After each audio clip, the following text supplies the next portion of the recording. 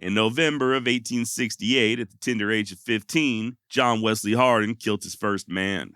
And a few weeks later, he'd kill yet again, this time 3 soldiers who came hunting after him. Fearing a hangman's noose, West struck first, dispatching 2 of the troopers with his shotgun and finishing off the third with an old cap and ball Colt. And believe me when I say the hits just kept on a-coming. Before it was all said and done, Hardin would be responsible for anywhere between 20 to possibly as many as 50 killings, each of which, according to him, were justifiable. But how true is that? Was John Wesley Hardin a persecuted hero or simply a homicidal killer? How'd the son of a minister turn out to be one of the deadliest gunmen of the Old West? And did he really kill someone just for snoring? My name's Josh, and you're listening to the Wild West Extravaganza.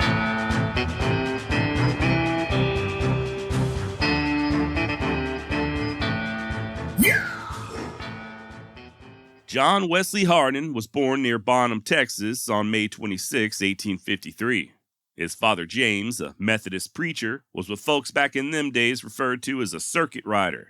Rather than tending his own congregation, the Reverend Hardin would move extensively throughout the state of Texas, helping to open and close churches and sometimes even schools. He'd moved the family down to Polk County when John Wesley was still a baby, and just a few years later moved yet again, this time settling just outside the now ghost town of Sumter, not too far from present-day Groveton, Texas. And it is there in Sumter where young Wes Hardin would spend the next several years. In many ways, John enjoyed a normal childhood. He received an average, if not above average, education, while also spending a good deal of time out in the woods, just hunting and fishing and otherwise having a good old time. Be that as it may, Hardin did seem to have a propensity towards violence even at an early age. Once, while attending school, Wes pulled a knife on a teacher. On another occasion, he put the blade to use during a brawl that saw him nearly kill one of his fellow classmates. And of course, we can't discuss violence to John Wesley Hardin without also touching on the Civil War, a conflict that, to quote Cormac McCarthy, filled the country with violent children orphaned by war. Now, even though none of Hardin's direct kinfolk were killed, the war did have a deep and long-lasting impact on the young man. According to West himself, he grew up an ardent rebel, seeing Abraham Lincoln burned and shot to pieces in effigy so often that he looked upon him as the devil incarnate. Somewhere around the age of 9 or 10, Hardin even tried running off to enlist with the Confederates, but his daddy found out and gave him a thorough attitude adjustment. By 1865, the war was over and Texas was plunged into Reconstruction, something I will touch on more in just a bit, but for now I'd like to take a look at Wes's first killing in the fall of 1868, just 6 months after his 15th birthday. The youngster was paying a visit to his Uncle Barnett's place just north of the town of Livingston, where he and a cousin took to wrestling with an older and larger black man by the name of Major Holshausen, Mage for short. Now, there's no indication that this was anything other than a friendly grappling match, but at some point things took a sour turn. The boys, Hardin and his cousin, got a little too rough and drew blood. This angered Mage, and he took to threatening the teenagers before being ordered off the plantation. The next day, as Wes was on his way home, alone, he spotted Mage on the trail ahead carrying a large stick. Now, to hear Hardin tell it, Major then began cursing him up and down and even tried to grab hold of his horse's bridle. Left with no choice but to defend himself, young John then shucked an old cap and ball 6-shooter and emptied it into the former slave. But is this what really happened? There wasn't but 2 people involved, John and Mage obviously wasn't talking. Now, don't get me wrong, Hardin did kill the man. That much is undisputed. The question is, was it truly a coincidental meeting with Mage as the aggressor, or did Wes purposely hunt the man down looking to set things right after the previous day's tongue lashing? There's also a third possibility, one which I will expand on later, but there is a chance that someone else put Wes up to the killing. Which brings us to a huge disclaimer. Nearly all of the information we have on this period of Hardin's life comes from him, as told in his autobiography, The Life of John Wesley Hardin. I think by this point, whether you're a longtime listener to the Wild West Extravaganza or just an Old West history buff in general, I probably don't need to tell you that these autobiographies ain't the most accurate of sources. As far as Wes Hardin is concerned, the man had a tendency to justify each and every one of his killings. In his mind, he was never in the wrong and simply acting out of self-preservation, or at least that's what he wanted others to think. Many of John Wesley's killings are proven. He was the real deal Holyfield when it came to Old West gunslingers. There's absolutely no denying that. but there are also more than a few deadly confrontations where Hardin remains our only source. I will use John's own words throughout this series, but it's worth keeping in mind that a lot of his stories cannot be corroborated. Now, directly following this killing, John fetched another one of his uncles, Claiborne Holshausen, who incidentally was the former master of the dead mage. For whatever reason, Uncle Claiborne slipped Wes $20 and told him to run home and explain what happened to his daddy. Per Hardin, the killing of a black man, quote, meant sudden death at the hands of a court backed by Northern bayonets. Hence my father told me to keep in hiding until the Yankee bayonet should cease to govern. Thus unwillingly I became a fugitive, not from justice, be it known, but from injustice and misrule of the people who had subjugated the South. End quote. So yeah, even though the war's over, there is no love lost between John Wesley and the Union authorities. For the next 6 weeks, Hardin would lay low about 20 miles to the north, where his older brother Joseph was employed as a school teacher. The Yankees soon came sniffing around, though, and Wes decided to meet the trouble head on. This is that little fight I alluded to in the intro. Armed with a double-barreled shotgun and a Colt 44, Hardin waylaid the soldiers as they were crossing a creek. 2 of the men were dispatched with that scatter gun as the third, a black soldier, attempted to flee with Wes fast on his trail. Hardin demanded that he surrender in the name of the Southern Confederacy, but when the brave trooper refused to throw his hands up, down he went. Years later, when recalling the incident, Hardin would write, quote, I have no mercy on men who I knew only wanted to get my body to torture and kill. End quote. Local farmers would help to bury the bodies as John once more went on the lam, this time to his Aunt Susanna's place on the outskirts of Corsicana. And this next part is damn near unbelievable, but as crazy as it sounds, Wes then took up employment as a school teacher, just like his older brother Joe. Dude was still just 15 years old. Already had 4 bodies to his name, and somehow he's put in charge of molding other young minds. Hell, some of the students were even older than he was. Now, Hardin would only spend a few months teaching before moving to his uncle Alexander's place up in Navarro County, where he helped to work cattle. Started palling around with his older cousins, William and Alec Berkman, and also developed a fondness for gambling that would plague him for the rest of his life. Story goes that Wes would bet on anything. Horses, poker, hell, he'd even wager over who could spit tobacco the furthest. This is also when he began spending time with another cousin named Simp Dixon. Allegedly. Now, Simp, full name Jonathan Simpson Dixon, was about 5 years Hardin's senior and an active participant in the infamous Peacock Lee feud further up north. According to Hardin, the pair were riding east of Corsicana when they was waylaid by soldiers. John managed to kill one and Simp another before the rest decided to call it quits. Once again, much like Hardin's previous clash with those soldiers after killing Mage, this is another unverifiable story. There are no military records indicating that such a fight occurred. I'm not saying it didn't happen, I'm just pointing out there's no evidence other than Hardin's autobiography. By late 1869, Hardin and brother Joe would be in Hill County, Texas, visiting various family members. Wes also claimed to have been speculating in cotton and hides and, quote, playing poker and 7-Up whenever I got a chance, and once in a while I would bet on a pony race. End quote. Now, a lot of this gambling took place at the old Bowles racetrack, which incidentally is now currently under Lake Whitney. Nonetheless, it was there on January 4th, 1870, where Hardin would take yet another life. He entered into a private game of poker with several locals, 2 of whom were Benjamin Bradley and Judge Moore.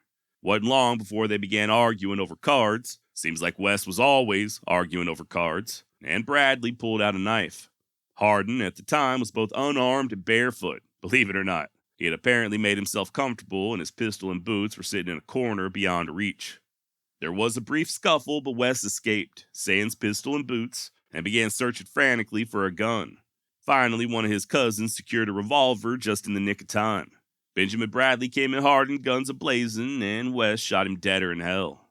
Now that's Wes's version.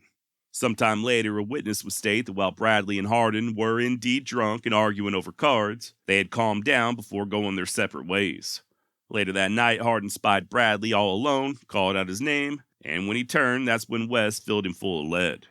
Whatever the case, one thing's for certain. Benjamin Bradley was no longer among the living, and John Wesley Hardin was once more indicted for murder. He would next seek refuge at his Uncle Bob's farm just outside of Brenham, but would kill twice more on the way there. Good Lord. The first incident occurred at a circus outside of Horn Hill when, according to West, quote, I accidentally struck the hand of a circus man who was lighting his pipe. I begged his pardon at once and assured him it was a pure accident. He, however, just roared and bellowed and swore that he would smash my nose. I told him to smash and be damned and that I was a smasher myself. He said, "You are you?" and then struck me on the nose and started to pull his gun. I pulled mine and fired. He fell with the .45 ball through his head. End quote. The second killing happened in the town of Caussey, where Hardin decided to partake in a little female companionship. Just as he and the working gal were getting cozy behind closed doors, here comes a guy claiming to be her husband, busting in and demanding $100. Oldest trick in the book, right? West complies, making believe that he's scared as all get out, and with trembling hands tosses a wad of bills at the man's feet. As soon as the would-be thief bends down to pick it up, Hardin retrieved his revolver, and blam! Another one bites the dust. Now, I know it's hard to keep track, but if I'm not mistaken, that's killing number 8 for Wes Hardin. Remember, he's not yet 17 years old. Finally, by the end of January, Hardin arrived at his Uncle Bob's farm, where, according to him, he became a good plowboy and a hoer. That's H-O-E, as in the garden implement, E-R. Ho-er. Hoer. By the way, if you're wondering just how many damn cousins and aunts and uncles John Wesley Hardin had, I can assure you it was a passel. Even nowadays, you can't walk 10 feet in Texas without bumping into somebody who either claims to be kin to him or Quanah Parker. Or both. Unfortunately, West just wouldn't stay put on his uncle's farm. Started spending more and more time in nearby Brenham, hanging out with an older gambler by the name of Phil Coe. And when the Texas State Police got a little too thick, he backed up and headed some 40-odd miles west to the community of Evergreen, a town that was full of what he described as hard characters. Guys like Ben Hines, who had previously been indicted for aggravated assault on a child and slashing the throat of a deputy sheriff. But since this was Texas in the 1870s, Hines was still a free man. One day there in Evergreen, Ben grew agitated after West beat him for a large sum of money during a rousing game of 7-Up. As Hardin tried to leave, Hines said that if he weren't so young, he'd whoop his ass. West replied that Hines should not, quote, spoil such good intentions on account of my youth. Hines then made a move, acting like he was going to strike West, so Hardin whipped out his revolver, saying that he was a little on the scrap himself, but the only difference between him and Hines was that he used lead. As you can imagine, this sufficiently took the starch out of the older man, and, according to West, he began to apologize profusely. Later on that day, Hardin would meet another young, up-and-coming Texas gunslinger by the name of Bill Longley. Things were tense at first, but the pair spent the rest of the evening playing poker and parted, not necessarily as friends, but at least civilly. I do have an entire episode devoted to Longley if you'd like to give it a listen, link down below. He and Hardin would quarrel in the near future, but this was the only time they would actually meet face to face. Now, this was in the spring of 1870, right around the time that Hardin was hanging out in Evergreen. His parents moved to the tiny hamlet of Mount Calm, just northeast of Waco. West would pay them a short visit, but he'd soon be on the move again, drifting east to Longview, Texas, where, in January of 1871, he found himself arrested on charges of horse theft and murder. Imagine that. Now, Hardin doesn't really go into much detail on the charges in his autobiography, other than, of course, claiming that he was innocent. Remember, Wes Hardin was never at fault. He was always just a victim of circumstance. While in jail there in Longview, he somehow managed to get his hands on a loaded revolver and tried talking his fellow inmates into helping him murder the guards. They declined, so the young killer just bid his time. Soon enough, an opportunity presented itself. Hardin was told he was being transferred to the jail over in Waco, so as he was getting dressed, he just slyly hid that pistol up under his left arm. Now, there were 3 officers escorting him to Waco: Police Captain E.T. Stakes and Deputies Anderson and Jim Smalley. The party reached the outskirts of town without incident on January 22nd, and as Stakes and Anderson went to a nearby farm to procure feed for their horses, they left Smalley and Hardin all alone. Big mistake. According to West, Smalley immediately began threatening to kill him. Feigning fear, Hardin laid his head against a horse and pretended to cry, all the while fishing that revolver out from underneath his arm. Once in hand, he turned to Smalley just as the deputy was going for a gun of his own. You can probably guess what happened next. Hardin would later write that Smalley died, quote, because he did not have sense enough to throw his hands up at the point of a pistol. Remember what I said earlier about Hardin always spinning these killings in a way to make it seem like he had no other choice, or that he was just always justified? I mean, sure, maybe he was under arrest, but here's this Deputy Smalley trying to kill him. What else was he supposed to do? Well, as it turns out, there was an eyewitness, an elderly woman, and her claims don't exactly jive with John Wesley's version of events. According to her, Hardin shot Smalley in the back. When the wounded deputy then turned and frantically attempted to pull his gun, West shot him once more in the belly before hopping on a pony and making his getaway. John's next stop would be his parents' house, just 20 miles to the northeast, where the Reverend Hardin gave his son a fresh mount and began pleading with him to go to Mexico. West agreed, but these plans were soon thwarted. Quote, I left my father's home bound for Mexico. I was going by way of San Antonio, but was arrested between Belton and Waco by men calling themselves police. End quote. Now, these so-called police, going by the names of Smith, Jones, and Davis, would proceed to get drunker than Cooter Brown later on that night as they made camp. Once again, according to Hardin, quote, they agreed that Smith should stand first guard, a man named Jones second, and Davis the last watch. They had a good deal of whiskey with them, and they all got about half drunk. I had concluded to escape at the first opportunity, so when we laid down, I noticed where they put their shooting irons. I did not intend to sleep, but watched for a chance to liberate myself from unlawful arrest. End quote. Sure enough, an inebriated Smith soon began nodding off. Seizing upon the opportunity, West grabbed a nearby double-barreled shotgun, along with a revolver, and opened fire. He emptied one barrel into the head of a still sleeping Smith and the other into Jones. By this point, Davis had jumped up, so West switched to that pistol and fired until he was, quote, satisfied he was dead. Now, believe it or not, Hardin would then turn around and go right back to his parents' house, once again attempting to explain what had happened. I gotta wonder how that conversation went down. Hey, Mom, Dad, you're gonna want to sit down for this one. Where to start? So remember the other day when I killed that guy? Yeah. Well, you're not gonna believe this, but I did it again. Yeah. Only this time it was 3 guys. Totally not my fault, though, I swear. Now, to the Reverend's credit, he flat out told West that he did not believe his bullshit explanation.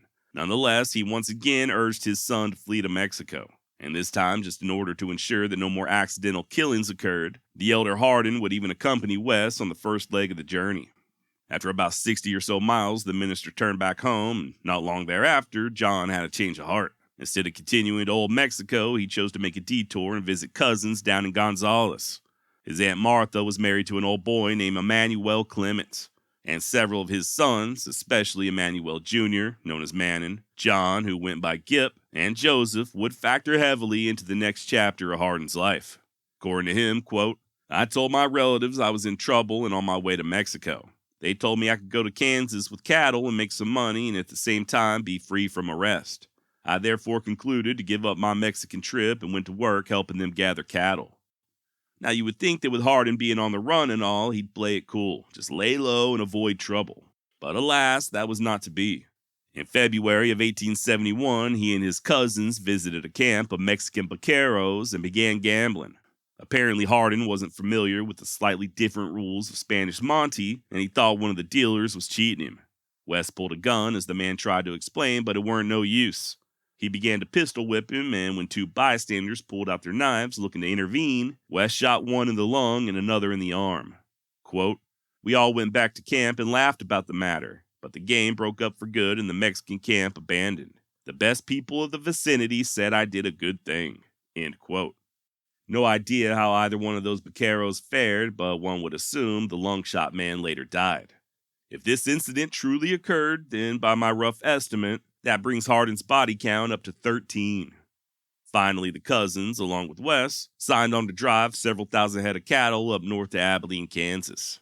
Now, this would normally take anywhere from 2 to 3 months, as the cowboys pushed the herd up through Texas and Indian Territory before arriving at the Kansas railhead.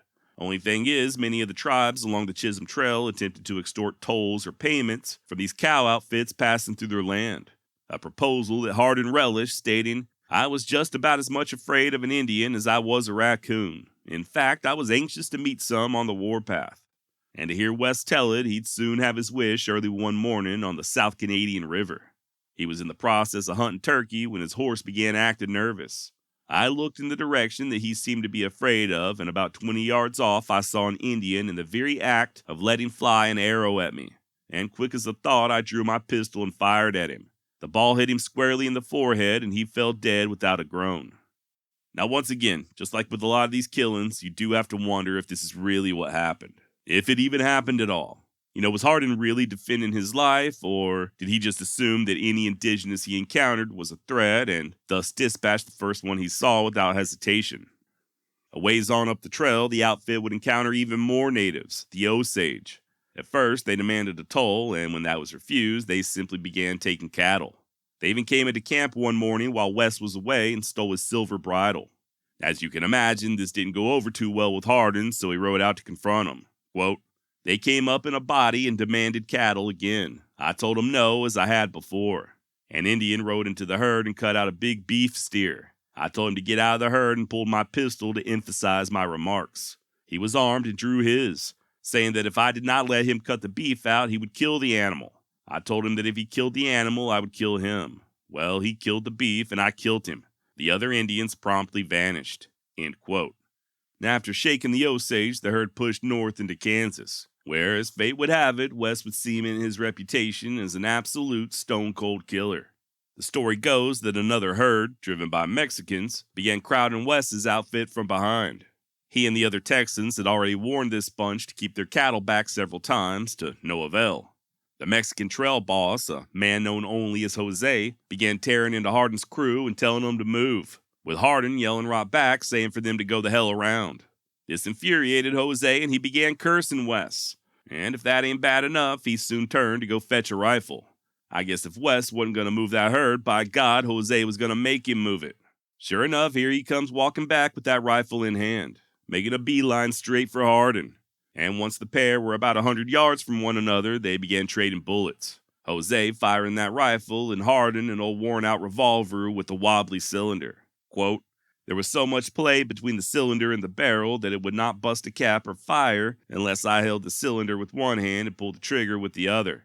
I made several unsuccessful attempts to shoot the advancing Mexican from my horse, but failed.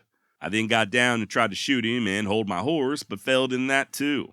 Jim Clement shouted at me to turn that horse loose and hold the cylinder. I did so and fired at the Mexican, who was now only 10 paces from me. I hit him in the thigh and stunned him a little. I tried to fire again, but snapped. The Mexican had evidently fired his last load, so we rushed together in a hand-to-hand fight." End quote. Wasn't long before Jose's friends arrived looking to shoot Wes, but with him and their boss rolling around in the dirt, couldn't nobody get off a shot. Finally, here comes cousin Jim Clements rushing in and breaking up the fight, telling the Mexicans that both Hardin and Jose were drunk and didn't know what they was doing. Okay, cool. Crisis averted, right? Well, not so fast. Inebriated or not, once Wes was back in camp, he armed himself with a much more reliable pistol.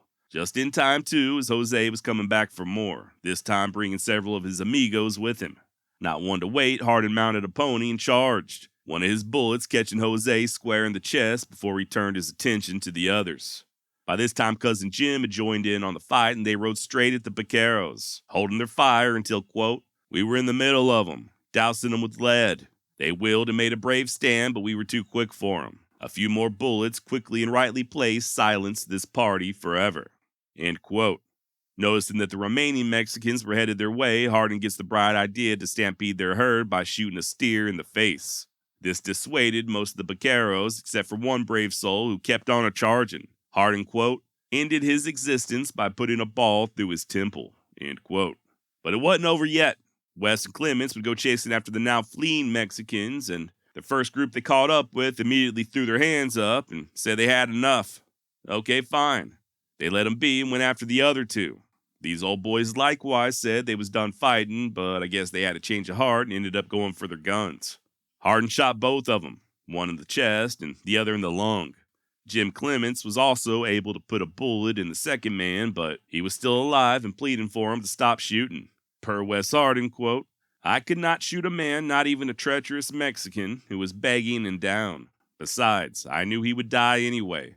In comparing notes after the fight, we agreed that I killed 5 of the 6 Mexicans." End quote.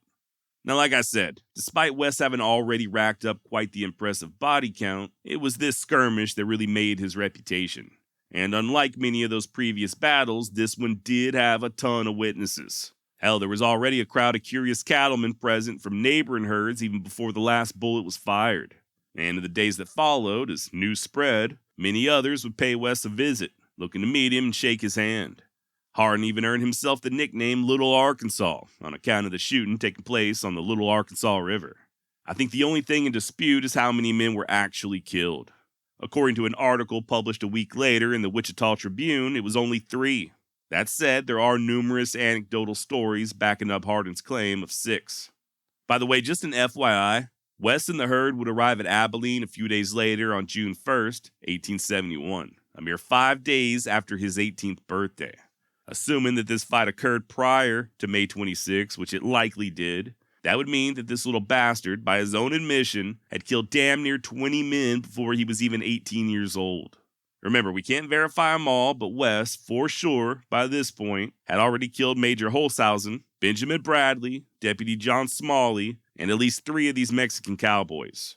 You gotta assume he inflated his body count, right? Literally everybody did back in those days. But you also gotta think there might be a kernel or 2 of truth in a few of these stories. Some historians think that Hardin was responsible for even more killings that he never fessed up to. For instance, I mentioned to Judge Moore earlier when we discussed the shooting of Ben Bradley. Well, apparently Moore went missing shortly thereafter. Then, in 1872, a Texas Ranger captain would sign an affidavit swearing that Hardin confessed to killing 2 men in Hill County around 1869 or 1870. That was before this cattle drive. One of those men was Bradley, and the other, according to historian Chuck Parsons, was most likely this Judge Moore guy. Furthermore, some of the deaths that would occur in the upcoming Sutton-Taylor feud also had Wes's handiwork written all over them, shootings that he himself would never admit to. Whatever the official count, there's just no 2 ways about it. Wes Hardin was an extremely dangerous, volatile young man who had absolutely no problem whatsoever when it came to taking a life. Back in 1871, Abilene, Kansas marked the end of the Chisholm Trail. Not only was it where the Texas cattle would be sold and loaded onto rail cars bound for the east, but it's also where cowboys like John Wesley Hardin would blow off a little steam. And it's hard to blame them, right? After all, they'd just spent over 2 months in the saddle, choking down dust and performing back-breaking labor by day, while sleeping just a few scant hours each night on the cold ground. By the time they hit Abilene, they was ready to have a little fun, maybe even catch a few venereal diseases. Only problem was the good citizens of Abilene had recently hired themselves a tough marshal by the name of Wild Bill Hickok. Maybe you've heard of him. Hickok had only been on the job for about a month and a half by the time Hardin arrived, but he was already very much a celebrity in his own right. Link down below for the episode I did on Wild Bill if you're curious to learn more. But needless to say, Hardin absolutely knew who Hickok was, at least by reputation. And Wild Bill almost certainly would have heard about Wes's recent gunfight on the Little Arkansas. Years later, a guy named Fred Duderstadt, who was also in Abilene at that time, stated that Wes, despite his age, was already considered a hero by his fellow cowboys, not only for his most recent actions, but for, quote, thinning out occupation troops and the state police. He had a reputation as the world's fastest man with 6 guns, and he also had the reputation for shooting in the head, where it counted, end quote. Apparently, according to Fred, there was intense speculation as to what might happen if Wes and Wild Bill came together, and that folks had already taken to placing bets on who'd win in a showdown. It was inevitable that these 2 legends would meet up. Only question was when and which one would still be standing once the smoke cleared. In the meantime, Hardin took in the town, and it wasn't long before he found himself at the Bull's Head Saloon, owned by gambler Ben Thompson and Wes's old pal from Brenham, Phil Coe. Story goes that the Bull's Head had a rather large mural hanging from the outside depicting a steer with a ginormous tallywhacker. People complained, so Marshal Hickok asked Coe and Thompson to take it down. When they refused, Wild Bill simply had the offensive bovine painted over. This didn't sit too well with Thompson and Coe, and by the time Hardin came on the scene, they were still smarting over Wild Bill's intrusion. So much so that they allegedly tried to talk Wes into killing the famous Marshal. Guess they figured they could get the young gunslinger to do their dirty work. But to Hardin's credit, he declined. Told him that if Bill needed killing, then they could do it themselves. Now, there's been a lot of talk over the years regarding Hardin and Hickok's relationship. Unfortunately, almost everything we know about their various encounters comes from Wes's biography, and, well, let's just say he can't help but to contradict himself on numerous occasions. One minute they're friends and getting drunk and gambling together, and the next Hickok is plotting to assassinate him. It does seem pretty obvious, though, that West thought highly of Bill. He clearly respected the lawman, and it was important for Hardin that this admiration was reciprocated. According to West, their first meeting occurred over several glasses of wine as he regaled Bill about his most recent trouble with those Mexican herders. In turn, Hickok produced a warrant for West's arrest and stated, "Young man, I am favorably impressed with you, but don't let Ben Thompson influence you. You are in enough trouble now, but if I can do you a favor, I will do it." Okay, fair enough. With that, to quote Hardin, they departed as friends. A few days later, West was in a saloon getting rowdy when Hickok made yet another appearance, telling him and his compadres to quiet down. Then, noticing that Hardin was still wearing his revolvers, Hickok added that he would need to either take them off or get the hell out of town. When West replied that he would do neither, Hickok jerked iron and told him he was under arrest and to hand over his guns. Acting like he was doing just as he was told, Hardin slowly reached down and unholstered both revolvers, holding them out to Hickok butts forward. Just as Wild Bill went to reach for him, quick as lightning, West spins and cocks both pistols with the barrels aimed straight at Hickok's face. I told him to put his pistols up, which he did. I cursed him for being a long-haired scoundrel that would shoot a boy with his back to him, as I had been told he intended to do with me. He said, "Little Arkansas, you have been wrongly informed. You are the gamest and quickest boy I ever saw. Let us compromise this matter and I will be your friend. Let us go in here and take a drink, as I want to talk to you and give you some advice." End quote. And once again, per John Wesley Hardin, the two men stepped inside the Applejack Saloon for a long talk, and just like before, they parted as friends. But did this really happen? Well, if it did, Wild Bill certainly never mentioned it, although I will admit I can understand him remaining mute on the subject. Hickok biographer Joseph Rosa doesn't seem to buy it, writing, quote, "Hardin does not explain how Hickok was supposed to put down his own pistols in order to relieve him of his. Far more likely, Wild Bill would have shot him at the first move. Until Hardin's life was published in the 1890s, the incident was unknown. Certainly, none of the old-timers in Abilene ever credited Hardin with any such feat. The only sensible conclusion is that the showdown never happened, and if it did, it was not as described. Wild Bill had been dead a long time when Hardin wrote his book." End quote. That said, West's cousin Gip does somewhat back up his claims, stating that although he never heard Hardin say anything about the border roll incident, he did indeed at some point back Hickok down. Sadly, Gip didn't offer up any additional details. A separate yet relevant story was recounted by Babe Moy, a cowhand who helped West herd all them steer out of Texas. According to Babe, they were in a saloon one day as Hardin began playing with his revolver.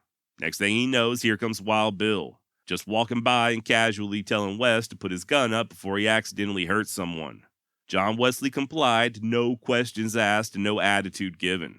So I don't know, man. I do kind of like what historian Leon Metz had to say about the subject when he wrote, quote, "Hardin's whole life was an affirmation of who he was and what he aspired to be.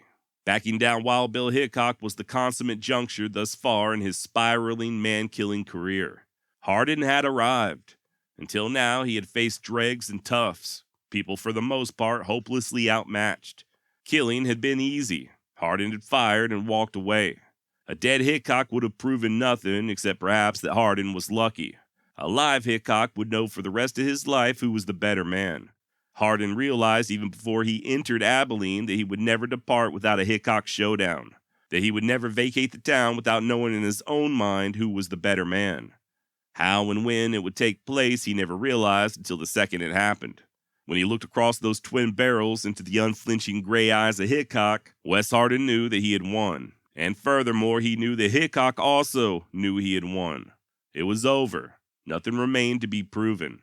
As for Hickok, he had nothing to prove anyway. The long-haired marshal probably shook his head, shrugged his shoulders, and never gave the incident a second thought. End of quote, and well said.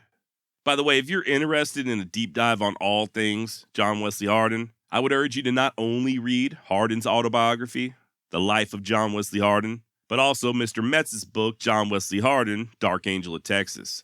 I did lean heavily on both when researching this series, and you can find links down below if you'd like to check them out for yourself. So yeah, maybe Wes and Hickok did have some type of confrontation. I think that is very likely. Maybe it went down exactly as Hardin claimed, and maybe it didn't. As soon as I can get my hands on a time-traveling DeLorean, I'll head back to Abilene and let you know what I find out. Assuming I survive and don't die of the clap. Till then, what do you think? Send me an email, josh@wildwestextra.com, or leave a comment. I'd love to know your thoughts on the matter. And by the way, that little trick that Hardin allegedly pulled is known as the border roll. If you're not really sure what I'm talking about, you can see Clint Eastwood performing one to perfection in The Outlaw Josie Wells. Now, later on that very same evening, after the supposed Hickok incident, Hardin was enjoying dinner when several men stepped inside the restaurant, cursing the state of Texas and everybody who came out of it. Upon hearing this, and being the good Texan he was, West stood and approached the group, looking one of the men dead in the eyes and calmly stating that he was a Texan. And I reckon that's all it took. The loudmouth and Hardin both pulled guns at the same time and began shooting, but they both missed. At least they missed each other. In all actuality, one of Hardin's stray rounds struck another customer in the arm. At this point, his opponent ran out into the streets, so Hardin followed. And this time, his aim was true. Hardin squeezed the trigger again and put a round square into the man's mouth, blasting out several of his teeth out the backside of his head. Right at that exact moment, a deputy came jogging up, so Wes hopped on a horse and made his way out of town. Guess maybe he didn't want to try his luck with Hickok twice in one day. By the way, it's worth mentioning that Hardin was still gainfully employed, believe it or not. Many of his fellow cowhands had returned to Texas, but he agreed to stay on and look after the herd till it got sold. And it's with the herd, camped on the Cottonwood River, about 35 miles on the outskirts of Abilene, where he sought refuge after this latest shooting.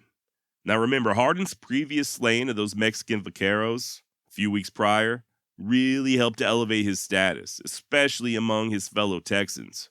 And once West was in camp there on the Cottonwood, he'd get propositioned by several prominent cattlemen. Apparently, a guy going by the name of Badino had recently killed Texas cowboy Bill Cochran, shot him in the back, and those cattlemen wanted Hardin to pursue and, if possible, apprehend the murderer. West agreed on the condition that they write letters of introduction to any large herds he might encounter along the Chisholm Trail. This was just to ensure he'd be able to draw on supplies and fresh mounts as needed.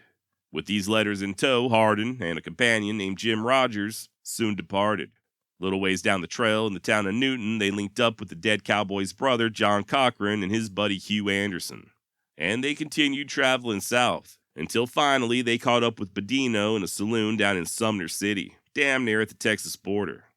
West commanded Badino to surrender, but he went for his guns, and that was all it took.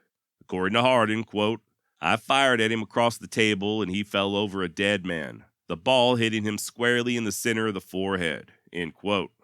On the way back north, West and the others stopped again in Newton, Kansas, and before they left, they got drunk and shot up the whorehouse. Now, just a couple of interesting side notes before we continue. That Hugh Anderson guy I mentioned a moment ago, who was riding with Hardin and the others, well, he'd return again to Newton shortly thereafter and take part in the infamous gunfight at Hyde Park, aka the Newton Massacre.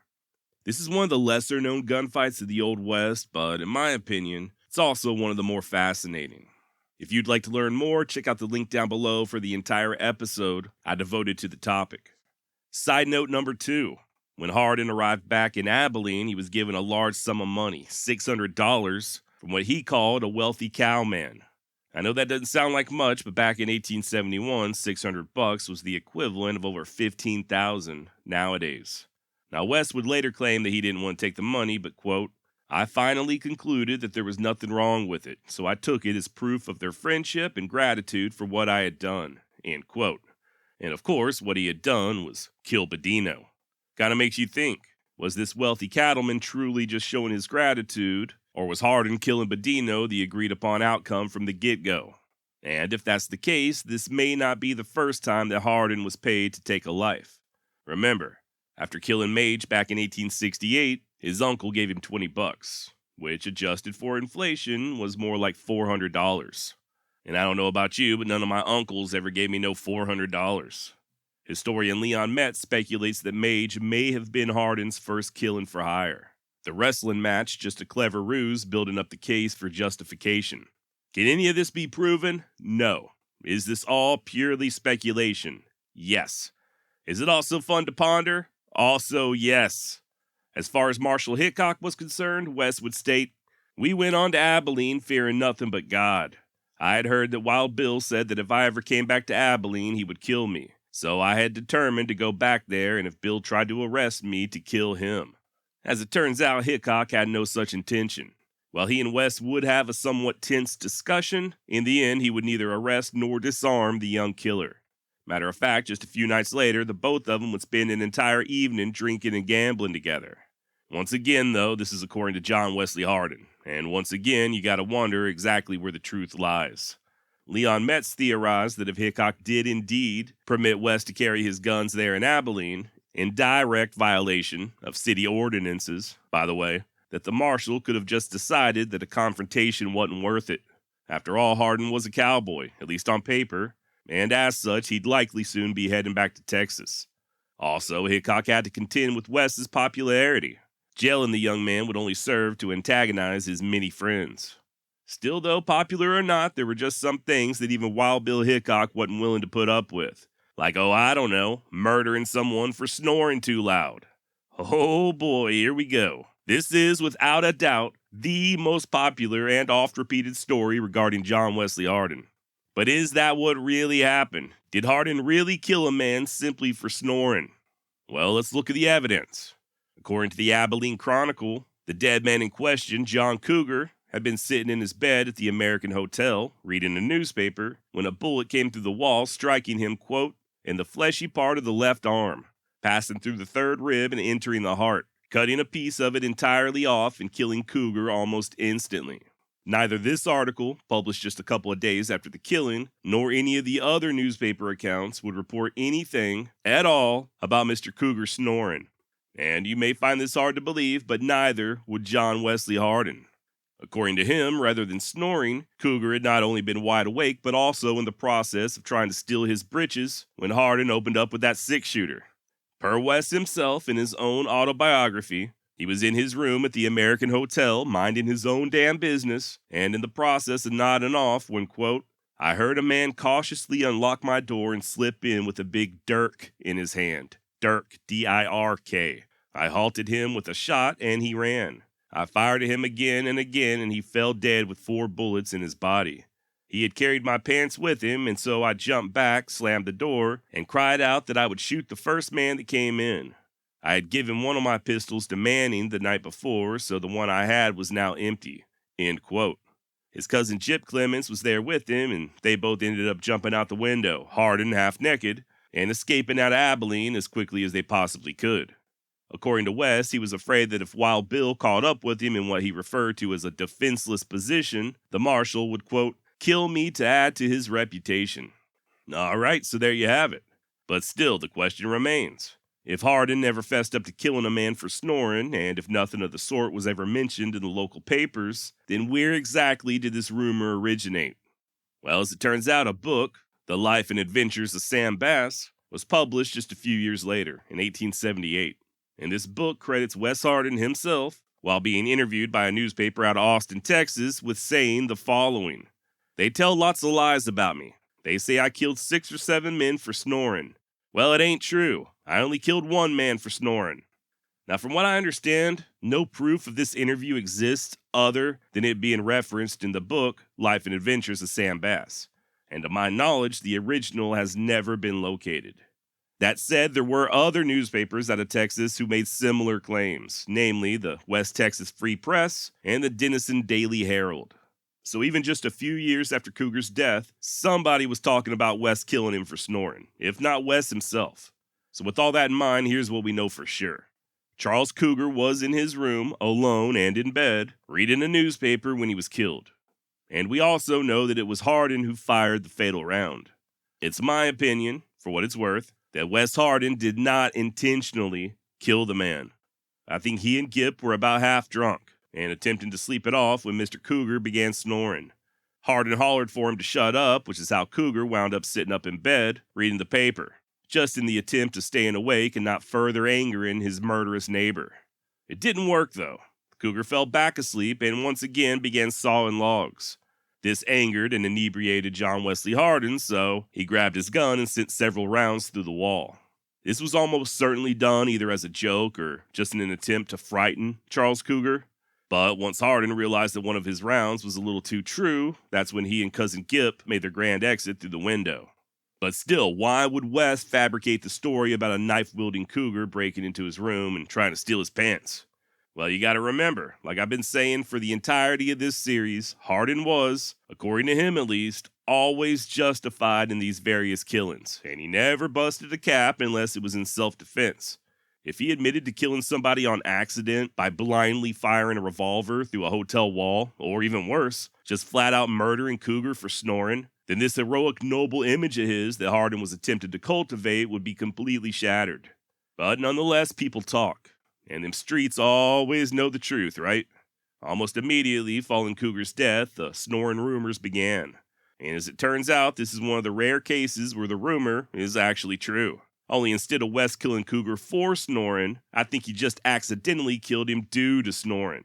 Either way, the man was now dead, and I guess Hardin figured he had pushed his luck with Hickok a little too far.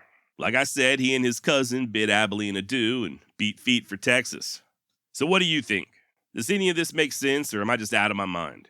Is Hardin's account true? Was Cougar really trying to break into his room when he killed him? I mean, I have had cougars try to steal my pants in the past, but they weren't holding knives and I didn't shoot them.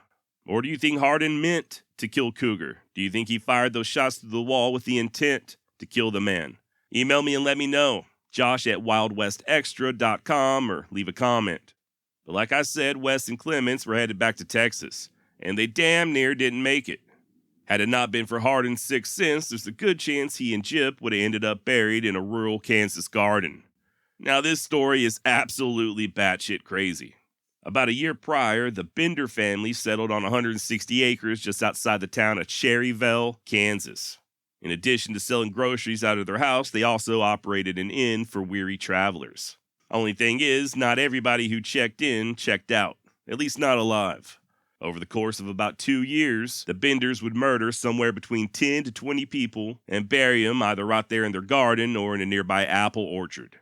At least one of the victims was a child, and some of them were still alive when they were buried. So we're talking some real sickos here. Now, the Bender M.O. was seating customers at the dinner table directly in front of a large, heavy curtain. As the guests enjoyed their meal, one of the menfolk would quietly slip behind the curtain and then bash their skulls in with a hammer. Of course, nobody knew any of this back in the late summer of 1871, which is how Hardin and Cousin Gip found themselves seated at that very table in front of that ominous, aforementioned curtain. Evidently, Hardin's spidey sense began tingling something fierce, so he got up and switched to the other side of the table. Judging by the various descriptions I've found of the Bender family, it's next to certain that he and Clements didn't breathe easy again until they were several miles down the trail. The rest of the journey was mostly uneventful, and they arrived in Hill County, Texas by August of '71. Wes would visit with his Uncle Barnett for a spell and then join the Clements over in Gonzales. Now, that trip to Kansas notwithstanding, Hardin was still very much a wanted man down in Texas, and it wasn't long before the state police caught up with him. A black officer by the name of Green Paramore got the slip on Wes as he stood in a Gonzales County store munching on cheese and crackers. Told Hardin to throw his hands up, and just like Wes allegedly did with Hickok, he pretended to comply. Quote, I said all right and handed him the pistols, handle foremost. One of the pistols then turned a somersault in my hand and went off. End quote. So there you have Hardin pulling a border roll just like he did back in Abilene. Only this time he wasn't playing around and actually squeezed the trigger.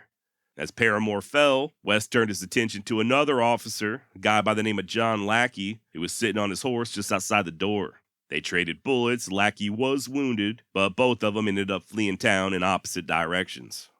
Now, the killing of Green Paramore caused quite a few waves, especially among the black citizenry there in Gonzales County. Matter of fact, they were so outraged that there were even calls of martial law being declared, and the governor of Texas, Edmund Davis, ended up raising the bounty on Hardin's head to a whopping $400. A month later, a posse out of Austin came calling, but this time Hardin was ready. According to him, quote, I met them prepared and killed 3 of them. The rest returned sadder and wiser. By the way, that store that Hardin was in when Paramore tried to arrest him was owned and operated by a guy named Neil Bowen. And Mr. Bowen had himself a daughter, Jane Bowen, who Hardin had grown quite fond of. After a brief courtship, the pair ended up tying the knot in late February of 1872. At the time of the wedding, Jane was still just 14 years old. Man, different times, I know, but as the father of a daughter, I just can't see any scenario where I would allow her to get married at the age of 14. And I damn sure wouldn't let her get married to a criminal. A couple of months after the wedding, Hardin would head south to King Ranch for undisclosed business. Yes, that King Ranch. More on this visit later, but on the return trip, Wes got to missing young Jane so much that he ruined a good horse in his rush to get back to her. Quote, I got to thinking that I had one of the prettiest and sweetest girls in the country as my wife, who would soon be looking for me, for I had promised to be gone only 12 days. The more I thought of her, the more I wanted to see her. So one night about 10 o'clock, I started from Banquet for Gonzales County, 100 miles away. I got home at about 4 a.m., but forever ruined a good horse worth $250 in doing so. The sight of my wife recompensed me for the loss of old Bob. End quote and amen. Nothing says true love like damn near riding a horse to death just so you can get back to your child bride in a timely manner. That said, as pretty and sweet as I'm sure Jane was, it still wasn't enough to keep Wes at home for any real length of time. He was always out riding with the boys, and by July, he had set out helping some buddies of his drive a herd of horses all the way to Louisiana.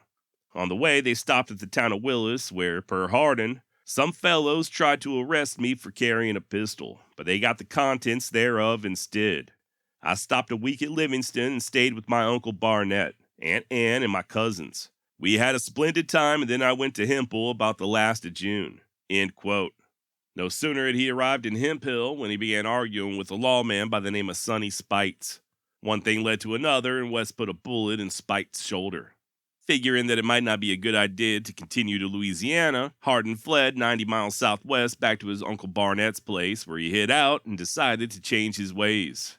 And no, of course he didn't try to change, or even hide out for that matter. Rather than keeping a low profile, Hardin instead went gambling over in the town of Trinity. He and a local, Phil Sublett, took to quarreling in John Gates' saloon, and Wes slapped the older man across the face before jamming a revolver in his ear hole. Didn't pull the trigger, though. Bystanders urged calm, and Wes and Phil separated.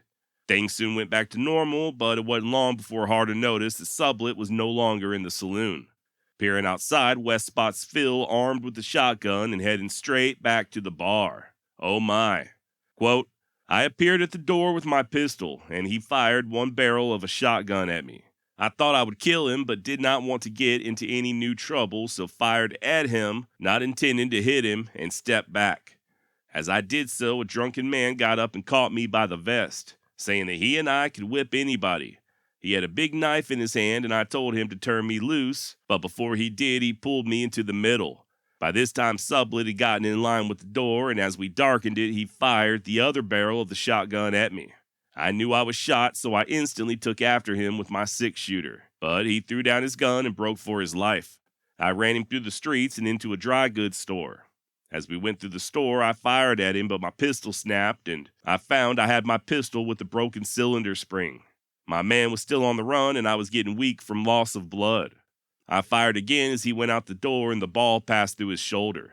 I was getting mighty weak now, but staggered to the door as he ran, hoping to kill the man who I thought had killed me. End quote. Now, the reason Hardin was feeling so weak was due to the 2 buckshot that struck him just left of his belly button. Passed right through one of his kidneys, and according to him at least, was lodged between his backbone and his ribs.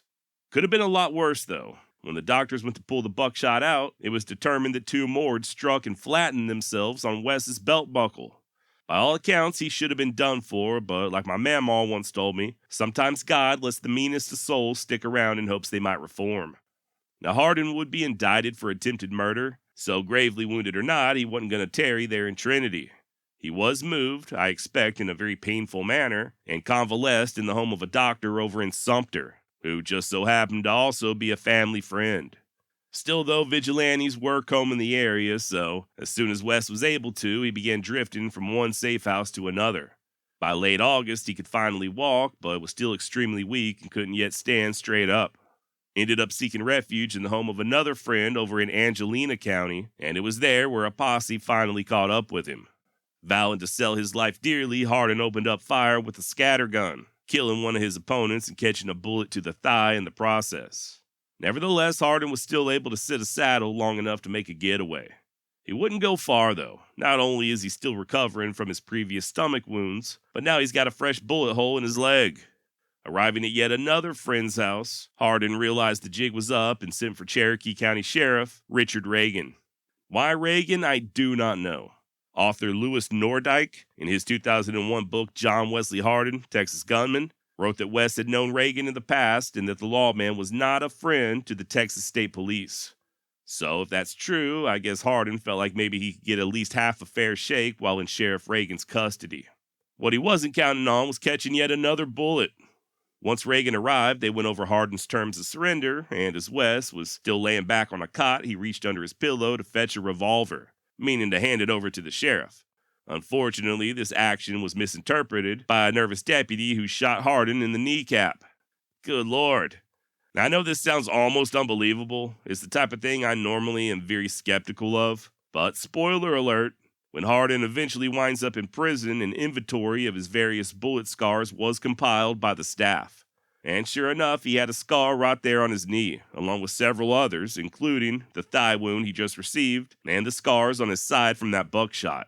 So apparently, in addition to being deadly, John Wesley Hardin was also just one hard-to-kill son of a bitch. The lawman ended up apologizing profusely for the negligent discharge, and West was transferred to a private room over in Rusk, where Sheriff Reagan's wife and son personally cared for him. Finally, by late September, Hardin was healthy enough to travel, so they headed to Austin, where he was turned over to the Travis County Sheriff. And the accommodations weren't quite as nice in Austin as they had been back in Rusk, to say the least. West found himself in a one-room hellhole lacking ventilation that the Austin Daily Statesman described as being packed with, quote, a suffering mass of suffocating humans who strip themselves naked because of the intolerable heat and closeness, end quote. Be that as it may, neither the heat nor his wounds prevented Hardin from becoming a shot caller of sorts there in Austin. He exerted his dominance by force, victimized new prisoners, or fresh fish as he called them, and he wasn't afraid to apply his iron-heeled boots if need be. After about a month or so, West was transferred again, this time to the jail in Gonzales County, which, in all reality, was just as good as setting him free. Hell, even the Gonzales County Sheriff Bill Jones was sympathetic to Hardin's plight. So it were in the fall of 1872 that a guard handed West a hacksaw on the sly. In no time flat, Hardin removed his irons and made his way out the window to freedom.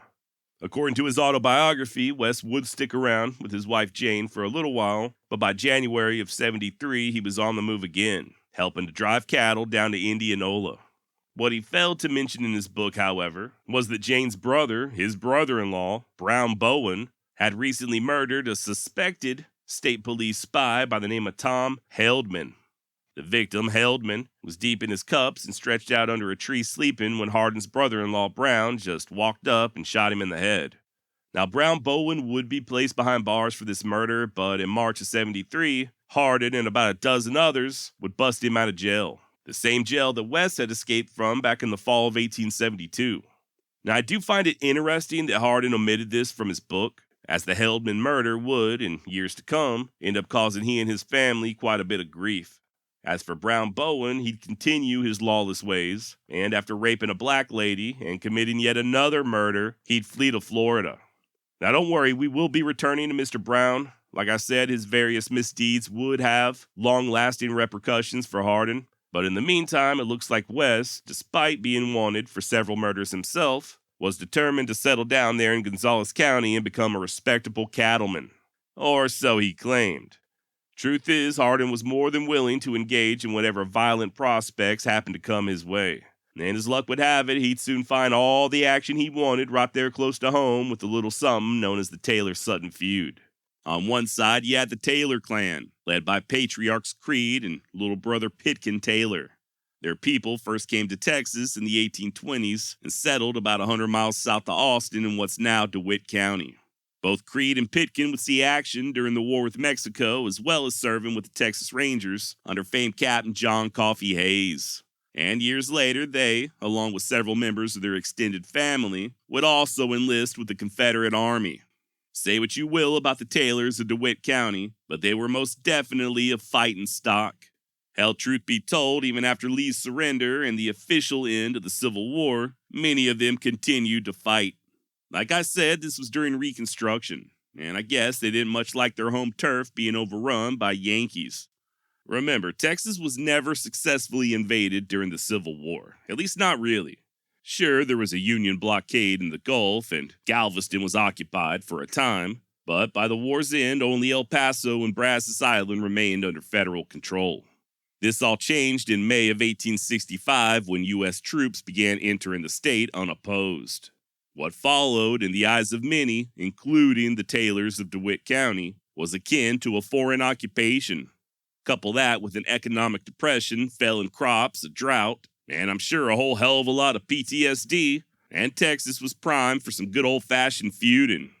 Now, how much of this fighting was due to the Taylors being hounded by carpetbaggers versus their own dubious stock-gathering practices is up for debate. That said, here's what we do know. At least 2 U.S. soldiers would fall to Taylor guns in the year 1866. One killed at a dance in DeWitt County by Buck Taylor, and another by Creed's son Hayes in an Indianola saloon. The following year, Hayes, along with brother Doughboy, would kill 2 additional federal troops up in Mason County. Be that as it may, the real genesis of the feud seems to have occurred on Christmas Eve, 1868, with the death of the aforementioned Buck Taylor and his cousin, Richard Chisholm. The pair were celebrating in the now ghost town of Clinton when they got into an argument with a DeWitt County sheriff's deputy by the name of William Sutton. The dispute grew heated, men went for their guns, and when the smoke cleared, Buck and Richard lay dead on the ground. And this was not the first time that Sutton had spilled Taylor blood. A few months prior, he had gunned down Charlie Taylor while attempting to make an arrest for horse theft. Or, more accurately put, Charlie was in the process of air quotes escaping, wink wink, when Bill shot him dead. In addition to being a rancher and lawman, Bill Sutton, like many of the Taylors, was also a former Confederate. And fun fact, he was the only person with the last name of Sutton involved in the Sutton-Taylor feud. Just thought I'd point that out. Rather than a true family feud like, say, the Hatfields and McCoys, the upcoming trouble there in DeWitt County was more of a war between rival factions. Now, in March of 1870, President Grant signed an act readmitting Texas to the Union. That summer, the dreaded Freedmen's Bureau would cease operating, and Governor Edmund Davis would authorize the formation of the Texas State Police. Keep in mind that at this point, the Texas Rangers were a non-entity. They had been disbanded following the end of the Civil War. With the Freedmen's Bureau on the way out and the military stretched thin, the only real law available in Texas was of the local variety. Town marshals, county sheriffs, and the like. That's where the Texas State Police came into play. Much like the Rangers before them, they had no jurisdiction and could make arrests throughout the entire state. Within just a month, the state police made 978 arrests, and by 1872, they had taken nearly 7,000 criminals into custody, most of whom were charged with either murder or attempted murder. Still, though, as effective as they may have been, the state police remained unpopular. First of all, they were controlled by Governor Davis, a man who was considered by many to be a radical. Secondly, and this is a big one, the governor's hounds, as they were often called, also employed quite a few former slaves as deputies. And as you can imagine, that didn't sit too well with many white Texans. As one Taylor descendant put it in an old History Channel documentary from the late 1990s, the slaves were now the masters. Now, as with any group of law enforcement, you had both good and bad officers. Unfortunately, one of the worst of the state police, a Confederate deserter by the name of Jack Helm, would eventually find himself stationed right there in DeWitt County. Following the war, Helm organized a gang of vigilantes in Goliad County before being appointed as a special officer with express orders of subduing the so-called Taylor Gang. So it were in August 1869 that Helm and his men gunned down Hayes Taylor. And Hayes wasn't the only one. Rumor has it that Jack Helm was bringing in more men dead than he was alive. And just like Bill Sutton, Helm had a bad habit of gunning down prisoners as they air quotes escaped. Speaking of Sutton, both he and Jack Helm would be sworn in to the Texas State Police in 1870, with Helm as a captain. Only problem was Jack was crookeder than hell and ended up getting fired for embezzling a large sum of money. This indiscretion aside, and much to the chagrin of the Taylors, Helm would still somehow get himself elected as sheriff of DeWitt County. Joining him and Sutton in positions of leadership were James W. Cox and Captain Joe Tomlinson. Now, the Kentucky-born Jim Cox was also a Texas state policeman there in DeWitt County, but much like Jack Helm, he would get the axe sometime in 1871. Although Cox resided in Texas for quite some time, he had absolutely no qualms siding with Reconstruction authorities.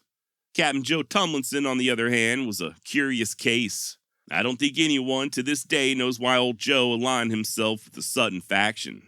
After all, he had not only served with Creed Taylor during the Texas Revolution, but he was even married to the man's sister. And one of Creed's brothers, William, was married to Joe's sister. The now deceased Buck Taylor, and many of these other Taylors we'll be discussing here shortly, were Tomlinson's nephews by marriage. Now officially, on paper at least, the Sutton faction was attempting to rein in the crime being committed by the Taylors, who in turn felt like they was in the right.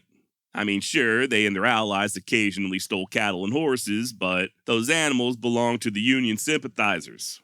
And the Yankees that the Taylors killed were their opponents in a war they did not yet recognize as being over. The inner law of the Taylor clan trumped any legal entity, especially the damn carpetbaggers with the Texas State Police. According to Texas Ranger T.C. Robinson, quote, "The people of both factions were accustomed to righting their own wrongs, and they object decidedly to any interference, even should that interference be lawful." Ranger Robinson would also state that at that time in DeWitt County, revolver cylinders were what passed for children's rattles, that the kids were given empty cartridge cases as teething rings, they were weaned on gunpowder and brandy, and learned how to shoot before they could talk. Now, like I mentioned earlier, even though the Suttons had the law on their side, they weren't above a little old-fashioned cold-blooded murder. As such, the killing of prisoners would only increase.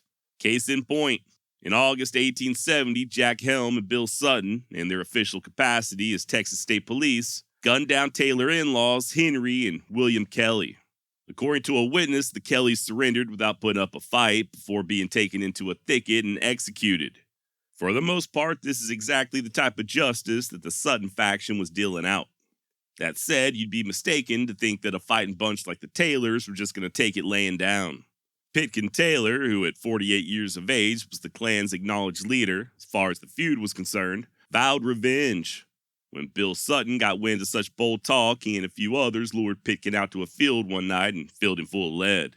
At the funeral that followed, Pitkin's son Jim Taylor swore that he would wash his hands in the blood of Bill Sutton, a goal that was nearly accomplished the following month when Jim's brother Scrap shattered Sutton's arm with a blast from a shotgun. And on it went. To make matters worse, the Texas State Police were abolished in 1873, and the Texas Rangers wouldn't be reinstated until the following year. This meant that there was a good stretch of time there where the only lawmen available were locals. And unfortunately, in the case of DeWitt County, that meant the nefarious Sheriff Jack Helm and his deputy, Bill Sutton. Now, when all this was just getting started, John Wesley Hardin wasn't even in the area. Remember, he spent a good portion of 1871 driving cattle up to Kansas and gambling in Abilene. Skip ahead to the summer of '72, he's shot several times and arrested and forced to do stints behind bars both in Rusk and Austin. Nonetheless, once Hardin finally returned home to Gonzales, it didn't take him too long to fall in with the Taylors. By the way, John Wesley was not related to these Taylors of DeWitt County. Although Hardin's brother Jeff would eventually marry one of the Taylor gals, that union did not occur until years later when the feud was long over. Wes's relationship with the Taylors was simply one of friendship. They, just like him, were unreconstructed rebels at heart, maybe a little on the wild side, and most definitely opposed to the damn Yankees and everything they stood for. Now, according to Hardin, he had a chance encounter with Sheriff Jack Helm just outside the town of Cuero. The two sized each other up, but when Hardin realized who Helm was, he refused to shake his hand, saying instead, quote, "We are man to man and face to face on equal terms. You have said that I was a murderer and a coward and have had your deputies after me. Now arrest me if you can. I dare you to try." Helm got nervous as all get out and began pleading with Hardin, begging for his life, but the young killer was unmoved, telling the sheriff, "You are armed, defend yourself. You have been going around killing men long enough, and I know you belong to a legalized band of murdering cowards who have hung and murdered better men than yourself."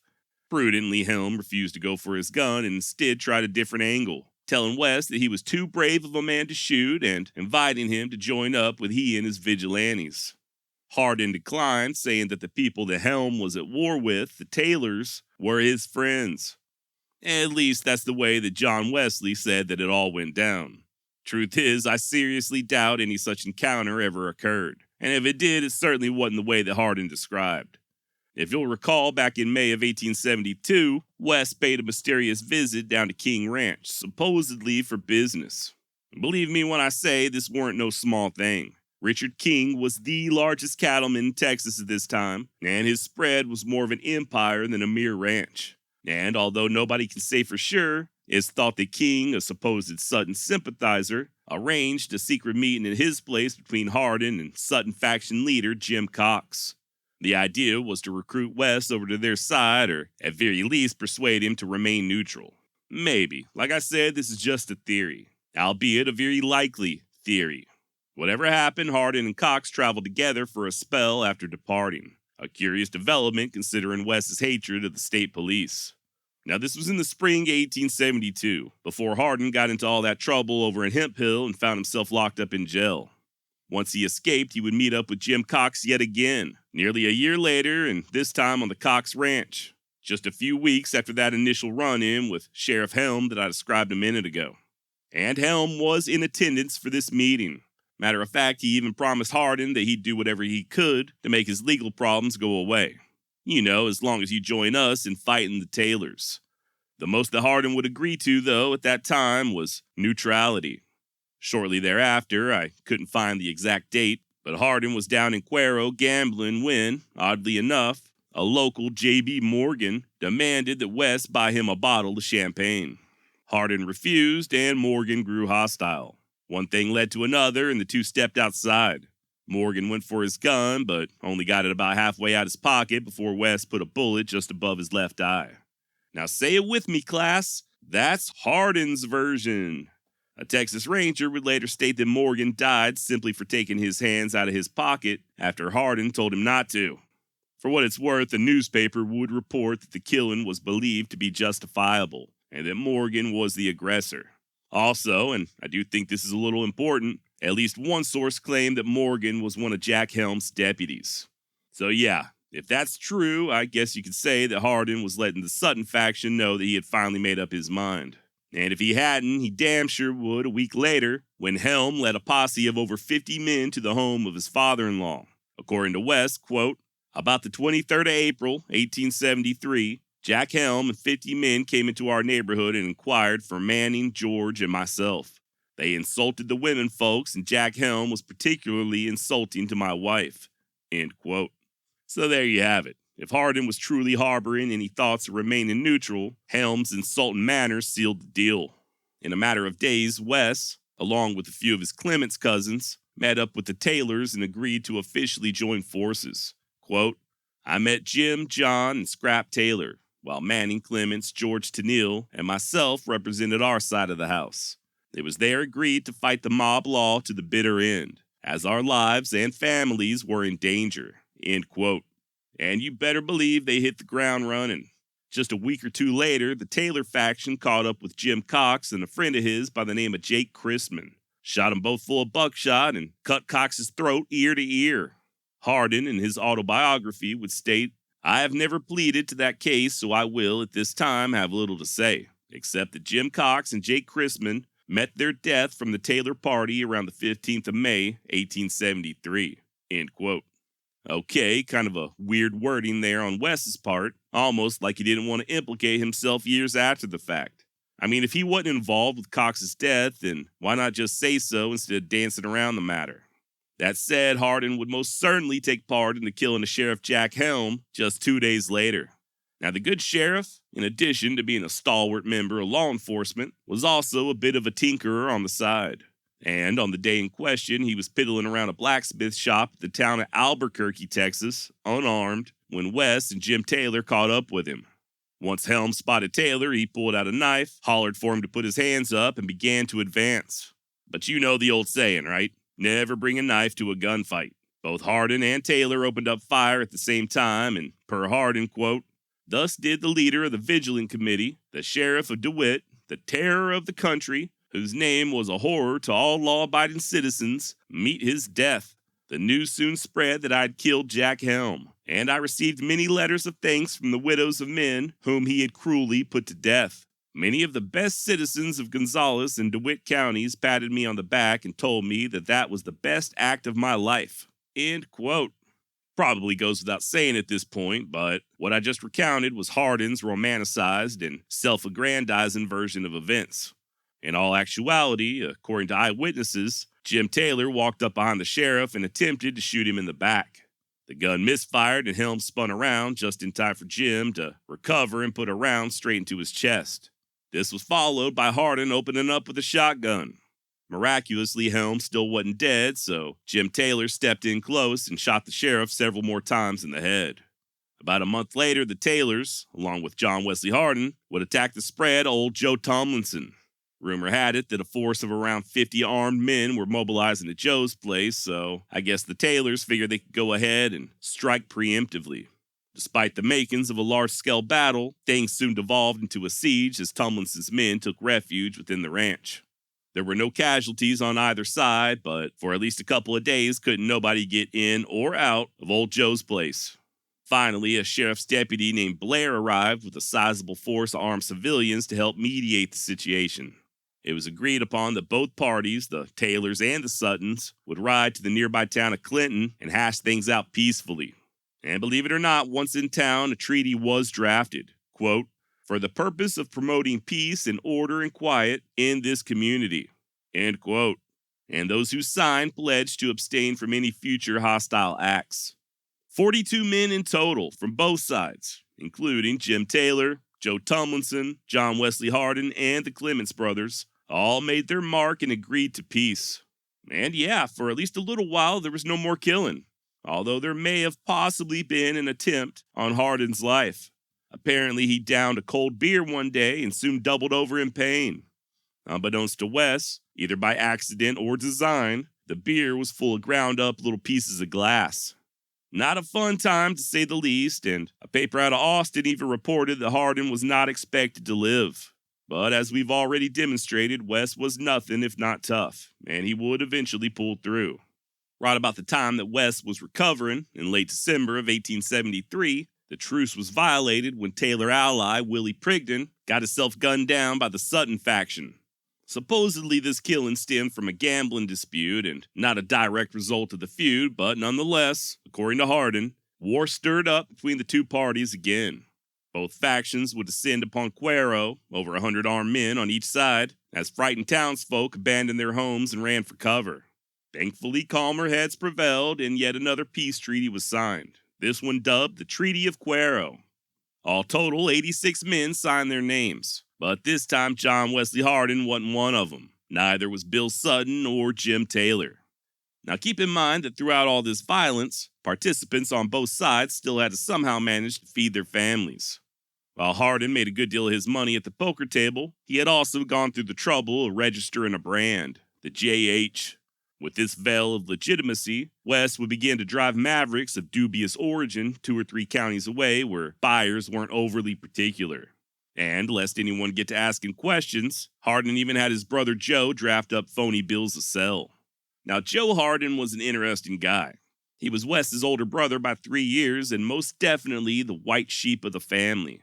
Not only was Joe a lawyer, but he also served as the district clerk over in the town of Comanche, as well as the dam postmaster and county treasurer. Prestigious positions that allowed Joe to support his aging parents, along with the remaining siblings still at home. All that said, Joe Hardin was also a crook of the highest order, and was making money hand over fist selling land with bogus titles.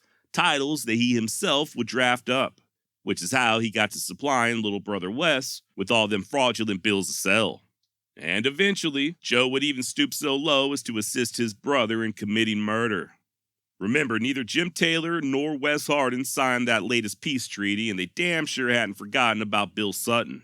Per Hardin, quote, "We had often tried to catch him, Sutton, but he was so wily that he always eluded us.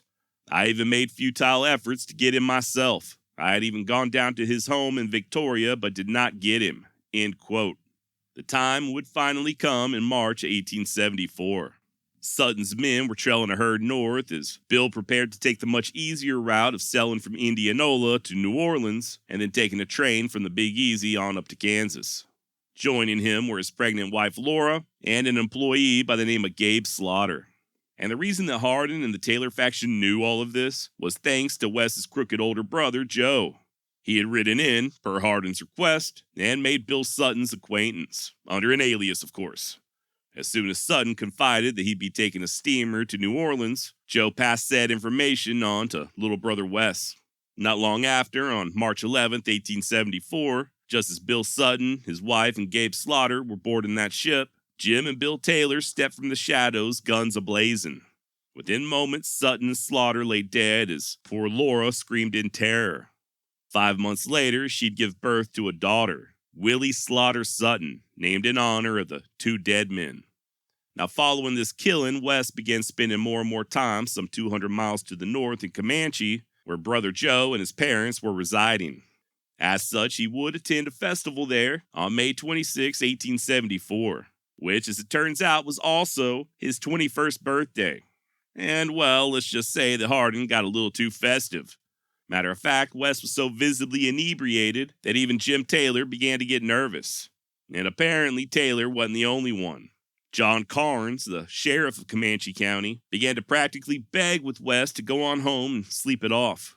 And he may have too, had it not been for the sudden arrival of a deputy out of neighboring Brown County by the name of Charles Webb. Now, Webb was no stranger to John Wesley Hardin. The two had met previously, and Hardin told him in no uncertain terms to stay the hell out of Comanche County. A little while later, Webb was tasked with investigating what was then known as the Hardin Gang and their various misdeeds in Brown County, and by late May of '74, had already arrested two of Wes's buddies for stealing cattle. That said, Deputy Webb had zero jurisdiction there in Comanche, and he likely wasn't even aware of Hardin's presence. He was just there for the festival like everybody else. Couldn't tell that to Wes, though. In his drunken state, I guess maybe he figured that Webb was looking to either take him out or, at very least, place him under arrest. As such, Hardin immediately went on the offense, asking the Brown County deputy if he had any papers on him. Webb replied that he did not, but Wes just kept on pushing. Finally, Hardin asked the deputy what he had behind his back, and Webb produced a cigar, causing Wes to somewhat let his guard down.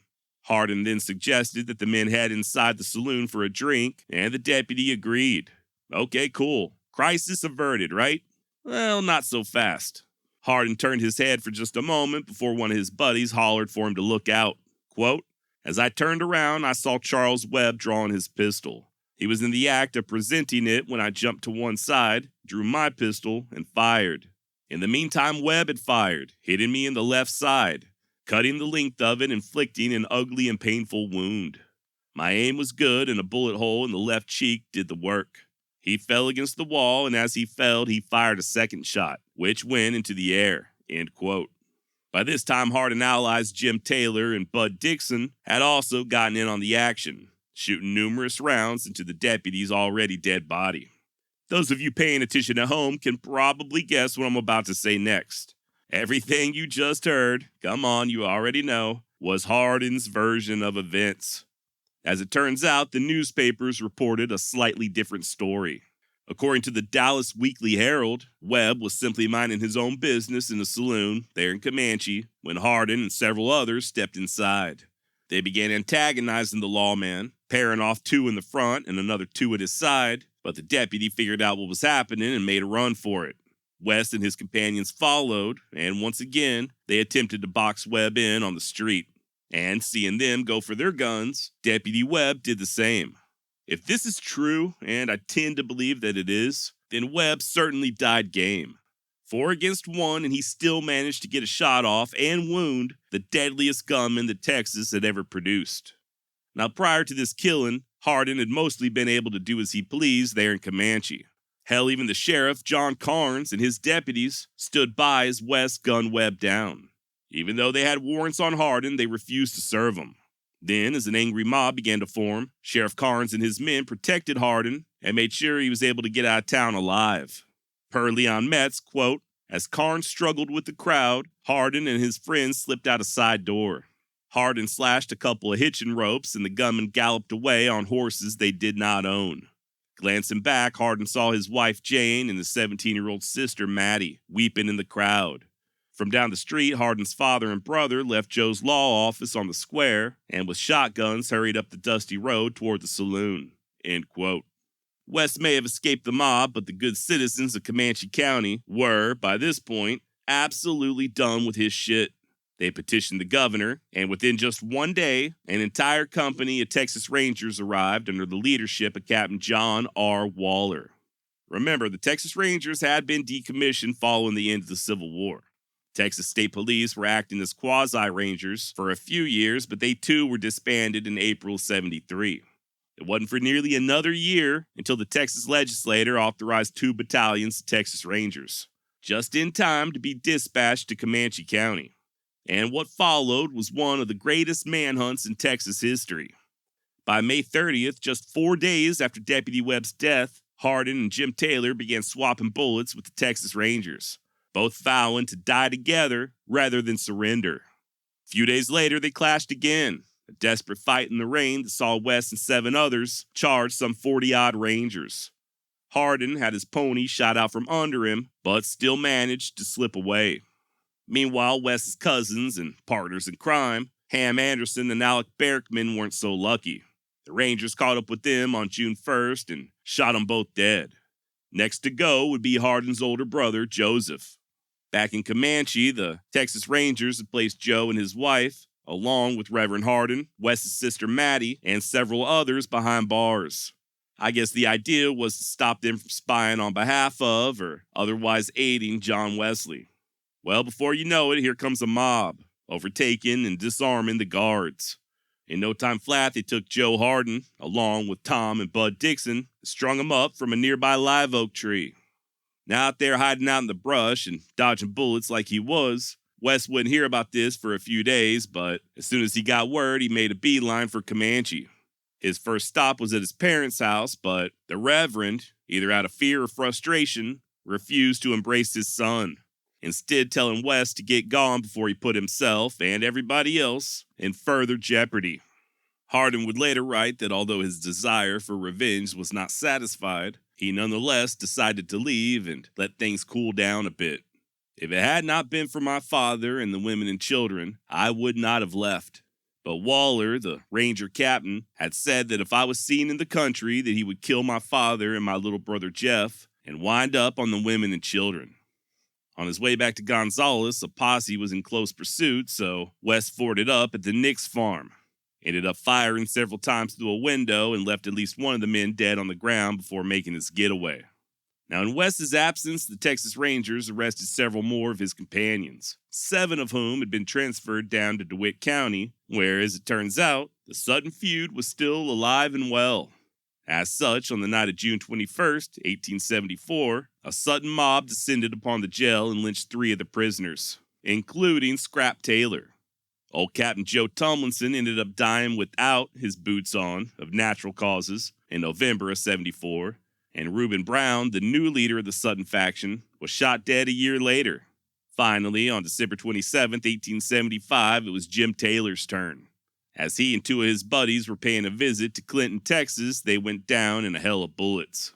There was some sporadic violence following Jim's death, but for all intents and purposes, the Sutton-Taylor feud was finally over. Of course, by that time, John Wesley Hardin had fled the state entirely.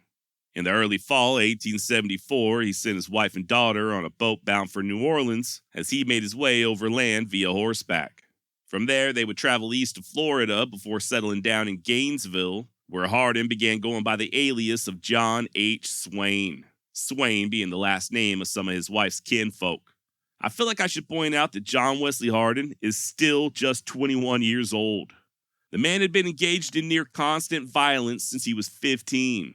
Trailed herds north to Kansas, spent time in the wild cow town of Abilene, received numerous gunshot wounds, killed dozens of men, and participated in one of the most notorious feuds of the Old West, all before his 22nd birthday. That is insane to think about. Once established in Gainesville, Hardin, aka John Swain, purchased a saloon and, believe it or not, even got deputized by the town marshal. Now, this was a temporary position. Apparently, the marshal just needed Wes's help in apprehending some black guys who were resisting arrest. Shortly thereafter, another black man by the name of Eli was taken into custody for allegedly attempting to rape a white woman. On the night of the arrest, Hardin helped a lynch mob and burning the jail down, with a still breathing Eli trapped inside. If this story is true, I do find it interesting. By all accounts, John Wesley both hated and feared the power of the mob. Not only had vigilantes came after him on numerous occasions, but his own brother and several of his friends had also fallen prey to mob justice. Yet here he was in Florida making no qualms about becoming a vigilante himself and murdering a man without due process. Just something to think about. In early 1875, Wes sold the saloon and moved his family to the nearby town of Micanopy. But I guess when you're a wanted man, it's hard to put down roots. They'd move again and spend about a year in Jacksonville, where Hardin got into the butchering business. Steers, not men. It's also where his son was born, John Wesley Hardin Jr. Now, I failed to mention this prior, but back in Texas, John and wife Jane had also welcomed a daughter into the world, their firstborn, Mary Elizabeth, back in February of 1873. So John Jr. was kiddo number 2. By this time, the price on Hardin's head had grown to a whopping $4,000, the equivalent of $115,000 in today's money. More than enough to entice the Pinkertons into nosing around, 2 of whom Wes claimed to have killed not far from the Florida-Georgia line. Hardin contemplated fleeing to Mexico, but in the end, he settled for Alabama. Pollard, Alabama, to be exact. Dude just couldn't stay out of trouble, though. He and a new friend went gambling in Mobile, where, according to Hardin, he would kill yet again. Never his fault, mind you. Poor guy just always accidentally finds himself in horrible situations where he has no choice but to shed blood in defense of his life. And apparently this fight in Mobile started over politics. Imagine that.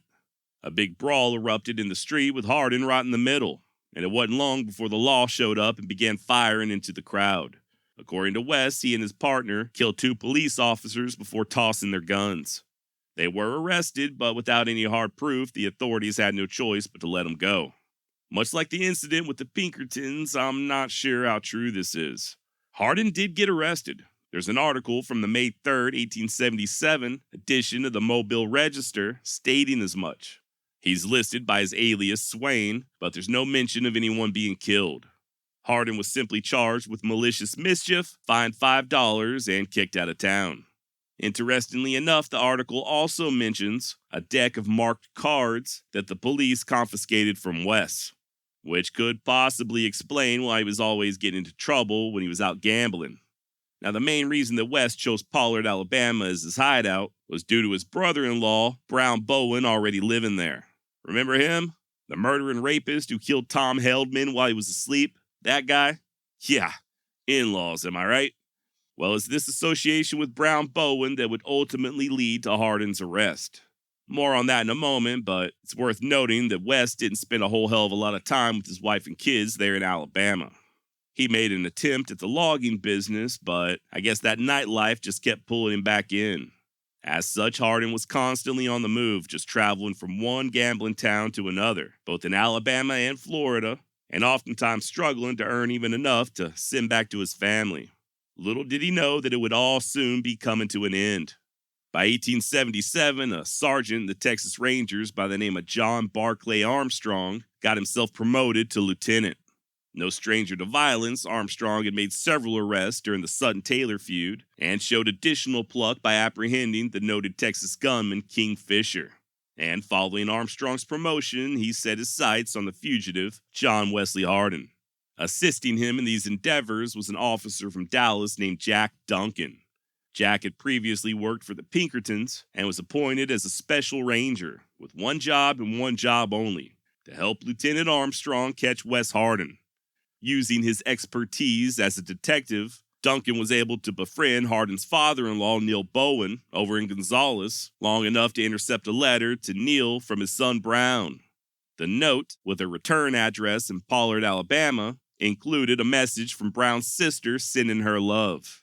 His sister, of course, being Hardin's wife Jane. Bingo!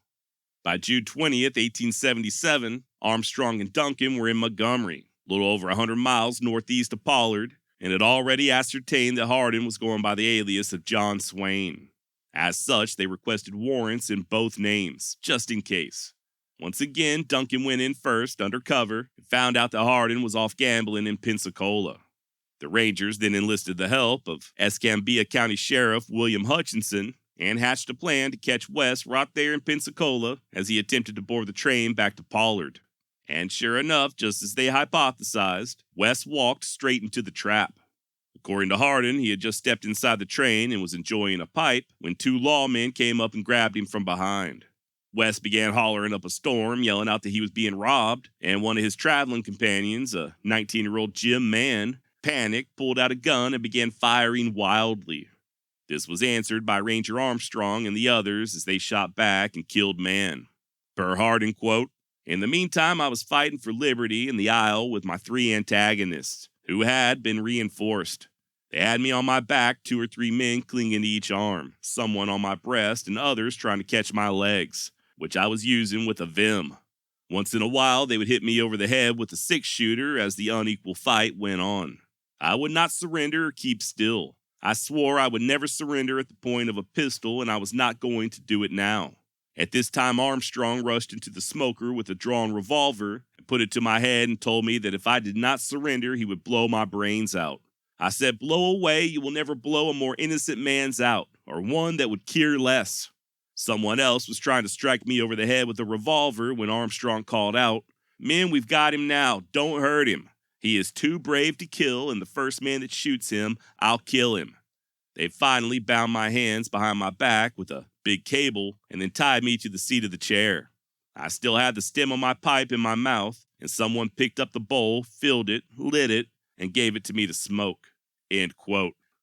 That's pretty cool, but I'm calling bullshit on Ranger Armstrong saying that Wes was too brave to kill. Remember, that's the exact same phrase that Hardin claimed Jack Helm used, and it's also very similar to the way Hickok allegedly spoke to him after that border roll incident.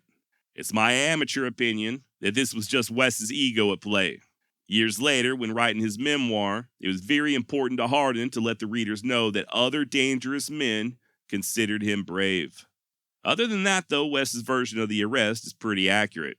Main difference being, instead of calling Hardin too brave to kill, Lieutenant Armstrong simply swung his heavy revolver against Wes's head and knocked him slap out. Matter of fact, Hardin was so slow in awakening that Armstrong was afraid he had killed him.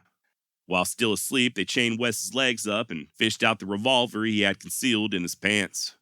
There's an oft-repeated story stating that Hardin was attempting to pull his gun, but that he got hung up on his suspenders. And if it wasn't for that stroke of bad luck, he would have either escaped or gone down in a blaze of glory. Truth is, Hardin, for whatever reason, had looped his suspender strap through the pistol's trigger guard. Great way to conceal a weapon, but not exactly conducive for a fast draw.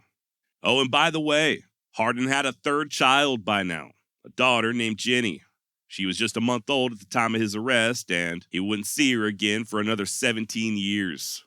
The Rangers arrived back in Austin with their famous prisoner on August 28, 1877, just 3 months following Hardin's 24th birthday. So numerous were the curious spectators surrounding the Travis County Jail that the lawmen had to bodily lift Wes up and carry him inside. A month later, Hardin was transferred 150 miles north to Comanche to stand trial. Normally, a sheriff or maybe even a deputy would handle such a job, but Wes was a special case. Not only was he heavily shackled from head to toe, but he was also escorted by an entire damn company of Texas Rangers. And this was not just to prevent him from escaping.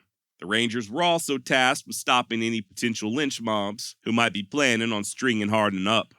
One of the Rangers would later recall that Hardin, quote, "deported himself with the utmost decorum, evincing no restlessness, although his patience was sorely tried by the gaping crowds who gathered at noon and evening camps to stare at him in the face, with a sense of curiosity that knows no delicacy. He was quite communicative, talking freely of his terrible adventures, expressing regrets for what he termed his errors, and hopes for the future. He is what ladies would call a blonde, about 5 feet 10 inches high, wears his whiskers in the French style, and is fairly educated in English and the common school branches. He has been wounded in several places and suffered one old bullet wound on this trip hither. End quote. Now, the trial would begin on September 28th and last all of 2 days. Believe it or not, Hardin was only being tried for the murder of Deputy Charles Webb, and not any of his other numerous killings. A reporter out of Weatherford noted that Hardin's demeanor was free and easy throughout the trial, and that he was often smiling and chatting with the lawyers. This cheerful facade would not last. After 3 hours of deliberation, the jury returned with a guilty verdict, and John Wesley Hardin was sentenced to 25 years of hard labor at the Huntsville State Penitentiary. According to at least one paper, Hardin wept bitterly in his jail cell that night. But be that as it may, he still wasn't ready to call it quits just yet. Hoping for an appeal, West began a letter-writing campaign to various newspapers throughout the state, at one point writing, quote, "I have been compared to the beast of the forest, but, my dear readers, I am a human being, a native of the great state of Texas, and all I ask is law and justice, which I hope I will yet get." End quote. Now, I know what you're thinking, but you got to remember the central theme of this entire series. Hardin was never in the wrong. In his own mind, he was always justified. And ironically, that was kind of true when it came to him killing Deputy Webb. By most eyewitness accounts, Webb drew first. Hell, he was even able to nick Hardin with a bullet before being gunned down. Even though West was the aggressor, he was still technically defending himself by killing Webb.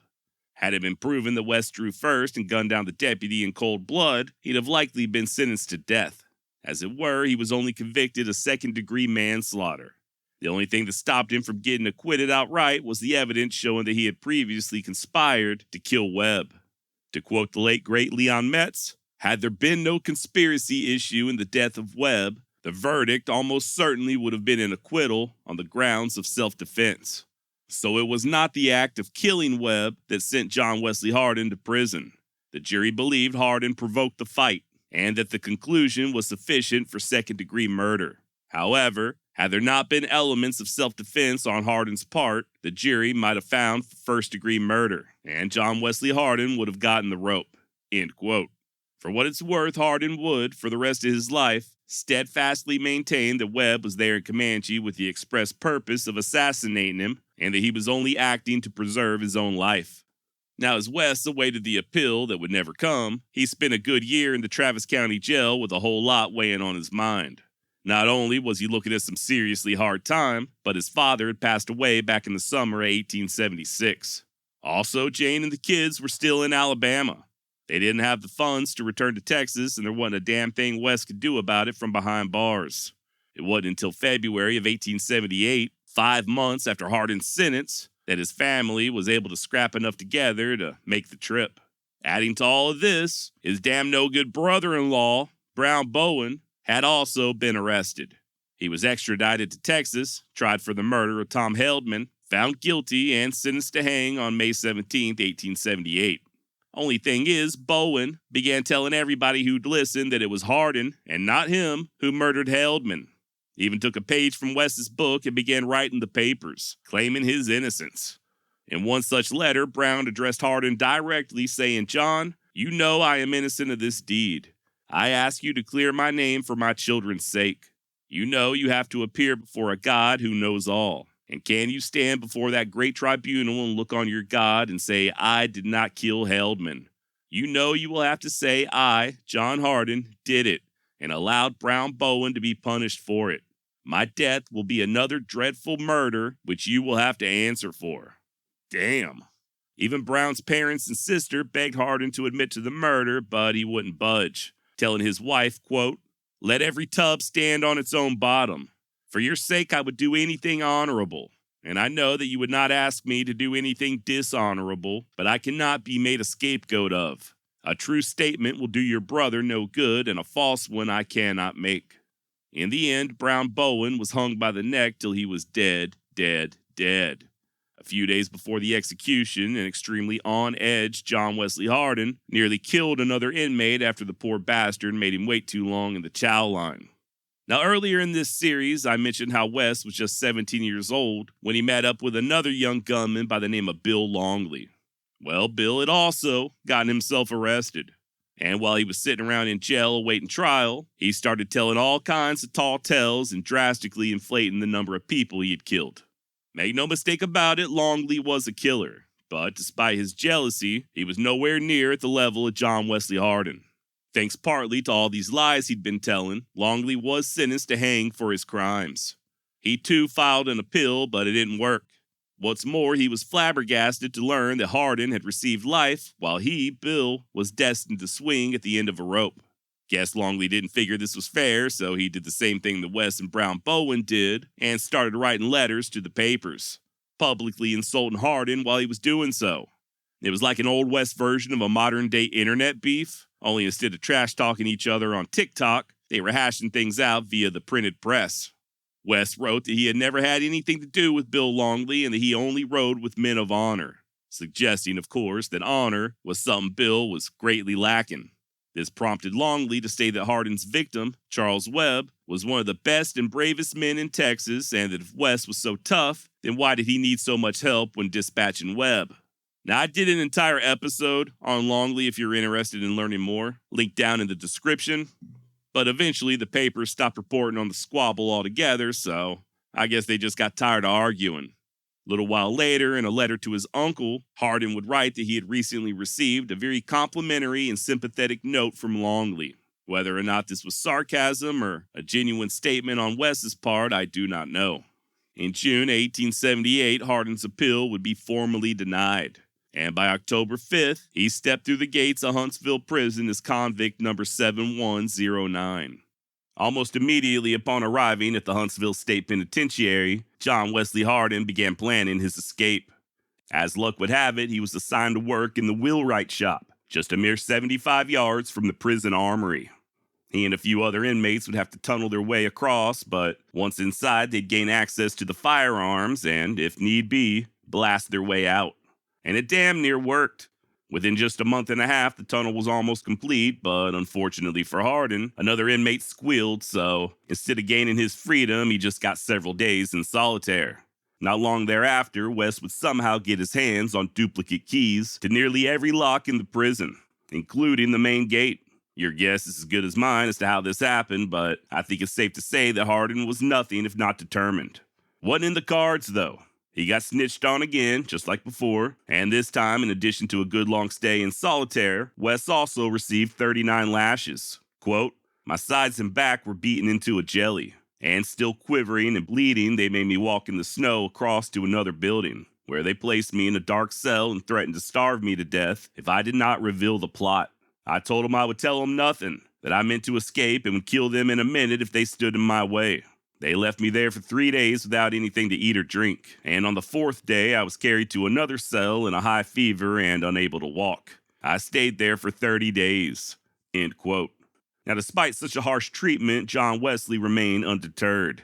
As soon as he got to feeling better, he bribed a guard and attempted yet another escape, but once again, he got caught and once more received the whip. Now, an official prison certificate of conduct during this period, oddly enough, does not mention any of these misadventures. It does, however, show that Hardin was charged with conspiracy to incite impudence, mutinous conduct, throwing food on the floor, laziness, gambling, and trying to incite other prisoners to impudence. A lot of impudence going down in Huntsville State Pen back in the 1870s, apparently. According to Hardin, there was a final attempt at busting out, but I guess he had already learned the hard way about trusting his fellow inmates and called it quits before the plan came to fruition. Sure enough, someone tattled, and all his former conspirators got the whip. After this, Hardin seemed to straighten up. Hell, truth be told, over the next few years, West would go on to become a model prisoner. He joined the debate team, began teaching Sunday school, I shit you not, and even devoted himself to studying the law. Sadly, things back home weren't going quite as well. His wife and kids were living with his widowed mama, but they were having a hard time getting along, so West had to play mediator from behind bars. I can't imagine that was an easy task. Then, in the summer of 1885, Hardin's mother passed away, at which point Jane and the children moved in with the Dunderstadt family, Fred Dunderstadt having been one of Hardin's old cowboy buddies. Jane helped out around the house for room and board, and what scant income she was bringing in was either through selling ladies' apparel or just working various odd jobs. To John Wesley Hardin's credit, and despite a few periods of silence here and there, he would write to his family often, or as often as the officials allowed. Jane, however, seems to have rarely returned the favor. I got to imagine that she wasn't very happy with the whole prison situation. And as it turns out, there may have been additional reasons for Jane's discontent. Now, this next part is a little controversial, but I'm just going to lay it out there and let you make of it what you will. After a few years behind bars, West went radio silent and stopped sending letters altogether. He apologized for this in June of 1881 by writing to Jane that his negligence was not, quote, on account of any unfaithfulness on my part, and that he wished to spare her, quote, disgraceful correspondence. This strange language was followed up by Hardin saying that he hoped she needed no further explanation on the matter. For additional insight, I'll refer you to historian Leon Metz and his book John Wesley Hardin, Dark Angel of Texas. In Chapter 21, State Prison, Mr. Metz writes the following, quote, Hardin probably was referring to a series of homosexual acts involving him in prison. The behavior humiliated and disgraced him, yet though disgusted, he participated. He could not talk about it, could not defend it, and therefore could not write about it. At least a year went by without any letters to Jane. She probably learned of this practice through other sources, letters, comments by released prisoners, and rumors. Even when she questioned him, he responded reluctantly. His letter revealing self-hate, a revulsion about discussing the subject, whatever it was. End quote. Now, I did look into this further and was able to obtain a copy of said letter written from Hardin to his wife Jane on August 14th, 1881.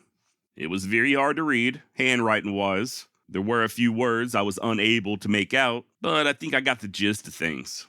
Just like Metz stated, Hardin does tell Jane that it wasn't any unfaithfulness on his part that caused him to stop writing. As for his reasons, West claims that he was giving her, Jane, a chance to find another lover, along with sparing her of the disgraceful correspondence, something that Hardin says he cannot mention now. And the final reason for his absence was, quote, to keep certain parties whom I knew would be glad to hear of my misfortune from knowing too much, end quote. And this is followed up by him writing, I hope it needs no further explanation. The rest of the letter is pretty much Hardin just telling Jane to write back to him at once. He tells her this multiple times, and for her to tell the kids that he loves them. There is one additional section where Hardin again seems to allude to some type of an affair by writing, without context, quote, Jane, don't doubt my fidelity in deserting you at the time. And he ends the letter by asking Jane if she forgives him.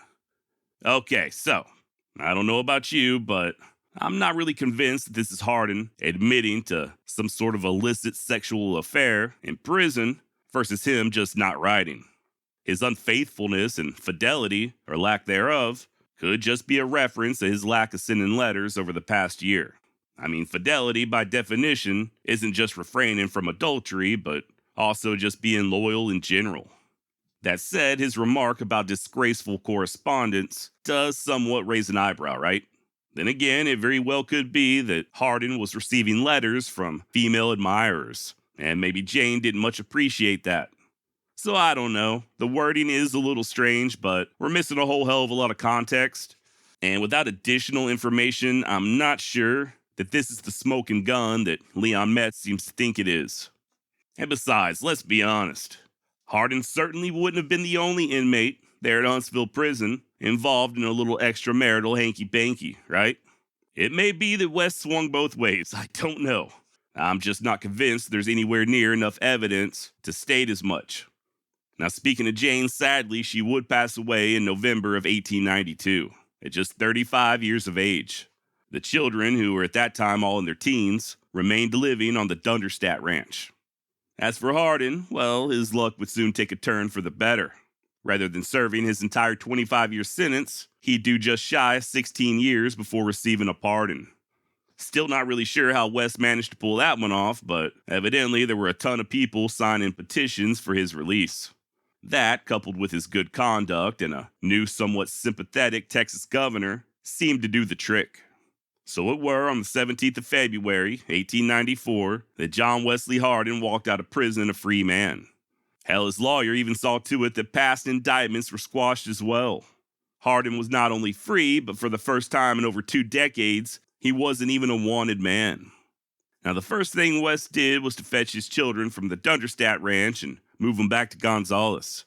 As happy as I'm sure he was to finally be reunited with the kiddos, this feeling does not appear to be mutual. His daughter Molly was especially upset, as she was to be married soon, but this move to Gonzales would postpone the ceremony. As for the other two, you gotta think. They didn't even know their father. Not really. Hell, John Jr. was just 2, and young Jane barely a month old when Hardin was arrested back in Florida. For what it's worth, though, West did initially seem determined to walk that straight and narrow. By July, he received a license to practice law in Texas, and by all accounts, hit the ground running. A Spanish paper out of Gonzales even wrote up a nice editorial on Hardin and his efforts on behalf of the local Mexican-American community. Then again, he also represented the noted killer, Deacon Jim Miller. Turns out West and Miller were kind of sort of related. Jim was married to Manning Clement's daughter, Sarah, and the Clements, if you'll recall, were cousins to John Wesley Hardin.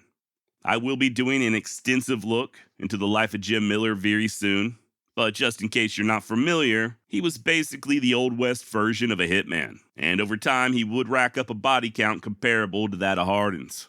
Despite this fondness for killing, Miller had somehow landed himself a job as a deputy over in Pecos County. Be that as it may, by the spring of 1894, he got into a gunfight with his former boss, Sheriff Bud Frazier. Both men survived, and Miller, via attorney at law John Wesley Hardin, would ironically file attempted murder charges against the good sheriff. The trial was held in El Paso and, despite Hardin's best efforts, resulted in a hung jury. No word on whether or not Jim or Wes had any contact afterwards, but it wasn't but a year later when Miller finally got even and blew Frazier's head clean off with a shotgun. But that's another story for another day. Now, shortly before that trial in El Paso, a 41-year-old John Wesley Hardin was wed in holy matrimony to 15-year-old Callie Lewis. 15. This may come as a shocker, but it would turn out to be an extremely short-lived marriage. Contrary to popular belief, Hardin did not win Callie in a poker game. Matter of fact, both of the young lady's parents wholeheartedly supported the relationship, even after it was over. And in at least one letter that I read written by Callie to Wes, she did seem very smitten with the middle-aged killer. Now, nobody truly knows what happened that caused the marriage to sour, but come on, she was 15 and he was 41. What the hell do you expect? And no, despite what you may have heard or read, this was not a common practice, even in those days. Matter of fact, just to put it into perspective, back in 1890, the median age of marriage for women in the United States was 22 years of age. Did this sort of thing happen more in those days than it does now? Yes, absolutely. But it still wasn't the norm. Even at the wedding, one of Hardin's younger brothers would make a wisecrack about Wes marrying a child. Now, Callie is described by various sources as wild and independent, rebellious, known for speaking her mind and being unresponsive to the influence of her parents. So that may have also led to a quick breakup, but like I said, the girl was just 15 years old. And by the way, in the context of the late 19th century, what exactly did it mean for a woman, or a girl in Callie's case, to be considered wild and rebellious? She didn't do the dishes immediately? Maybe she expressed crazy ideas about women someday being able to vote, or, oh, I don't know, maybe being able to open up her own bank account? Crazy shit like that. Either way, the marriage was over in just a week. Hardin returned Callie to her mom and dad and went on about his business representing Miller over in El Paso. Now, evidently, Wes found El Paso to his liking as he decided to stick around even after the Miller trial was over. Began advertising his legal services and even rented out office space on the second floor of the Wells Fargo building. A building that, if I'm not mistaken, was destroyed by fire just a few years ago. And to be fair, it's not difficult to understand why El Paso would have seemed appealing to a guy like Wes Hardin. Whereas most of the country had done been settled by 1895, El Paso still very much resembled that wild and lawless West that Hardin had grown up in. There was definitely no shortage of saloons, whorehouses, and gambling joints, and even in the 1890s, shootouts were not unheard of. Probably not the best place for an old gunslinger trying to go straight, though. Kind of like trying to quit a cocaine habit by moving down to Miami. Despite a myriad of temptations, Hardin did stick to practicing the law, at least initially, and it wasn't long before his services were retained by former prostitute Beulah Morose, whose husband Martin had gotten himself into quite the pickle. Story goes that Mr. Morose sold his ranch in the spring 1895 and arrived in El Paso with a fat stack of cash. Unfortunately, Martin and his running buddy Vic Queen were also suspected of rustling livestock. Whether they were guilty or not, I do not know. The verdict still seems to be out on that one. What I do know is that the pair ultimately chose not to take their chances in Texas and instead fled across the border to Juarez. But the safety of Mexico wouldn't last long. Authorities in El Paso were keeping a close eye on Beulah, and when she crossed over into Juarez to visit Martin, they pounced. Mr. Morose was tossed in jail, and the Mexican police confiscated $1,800 off of Beulah, damn near $70,000 in today's money. That's where John Wesley Hardin, attorney at law, came into play. He was to not only represent Martin Morose, but to also get that money back from the Federales. And Hardin was successful on both fronts. Beulah got her, or should I say her husband's, cash back, bringing her estimated total to somewhere between $2,000 to $3,000, and Martin was released from behind bars. Still couldn't go back into Texas, though. If Morose stepped just 1 foot across that border, he'd be arrested, and he knew it. However, when U.S. authorities attempted to have Martin extradited, the Mexicans refused, partly due to Hardin greasing the right palms over in Juarez with Beulah's money. What's more, he also saw to it that Martin was granted Mexican citizenship. So all in all, not a bad showing by Wes, right? The man may have been about half psychotic, but he weren't no dummy when it came to practicing law. Of course, that don't mean that Hardin's intentions were as pure as the driven snow. Far from it. Truth is, Wes was fully aware that Morose was stuck in Mexico. Beulah had all the money and, well, let's just say, she quickly became much more than just a client. Not only did she and Hardin begin sharing a bed, but Wes even convinced Beulah to cut off all contact with Martin. As soon as Morose found out, he had a few of his buddies corner Wes one evening over in Juarez. I assume he was there on business, likely unarmed, and these old boys had him surrounded and outnumbered. According to the April 24th, 1895 edition of the El Paso Times, they tried to bulldoze Hardin and, quote, grew quite saucy in their talk when they saw he did not want to have a row. Mr. Hardin is a spirited man and quick-tempered. Consequently, this little Sabbath day collision did not sit well on his good-natured stomach, end quote. You're damn right it didn't sit well. Matter of fact, Hardin would return the following night, this time packing heat and backup in the form of El Paso Chief of Police Jeff Milton and Deputy U.S. Marshal George Scarborough. The trio made their way to a Juarez cantina and located them same guys who cornered Hardin the previous day, along with a few others.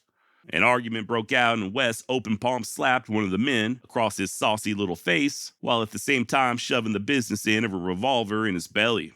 Luckily, Jeff Milton was able to wrench the gun away from Hardin, but that didn't stop him from walking over and bitch-slapping yet another one of the men, thus ending the argument as all pretensions of sauciness were thoroughly vanquished. Nothing like a good open palm slap to the face to curb a saucy tongue, right? I've been saying that for years. Be that as it may, Hardin soon began to spiral downward at an alarming rate. He was spending more and more time gambling, and by the spring of 1895, just 14 months after his release from prison, he stopped practicing law altogether. He also grew increasingly aggressive. Case in point, the night of May 1st, 1895. After losing heavily at poker at the Acme Saloon, Wes simply stood up, scooped all the money off the table as if it were his, and walked out like nothing happened. Next day, this action was repeated in a different establishment after a dealer took to making snide comments. Now you may be wondering, Josh, what's the difference between snide and saucy? And to that I say, does it really matter when you're dealing with a guy like John Wesley Hardin? Just keep your damn mouth shut.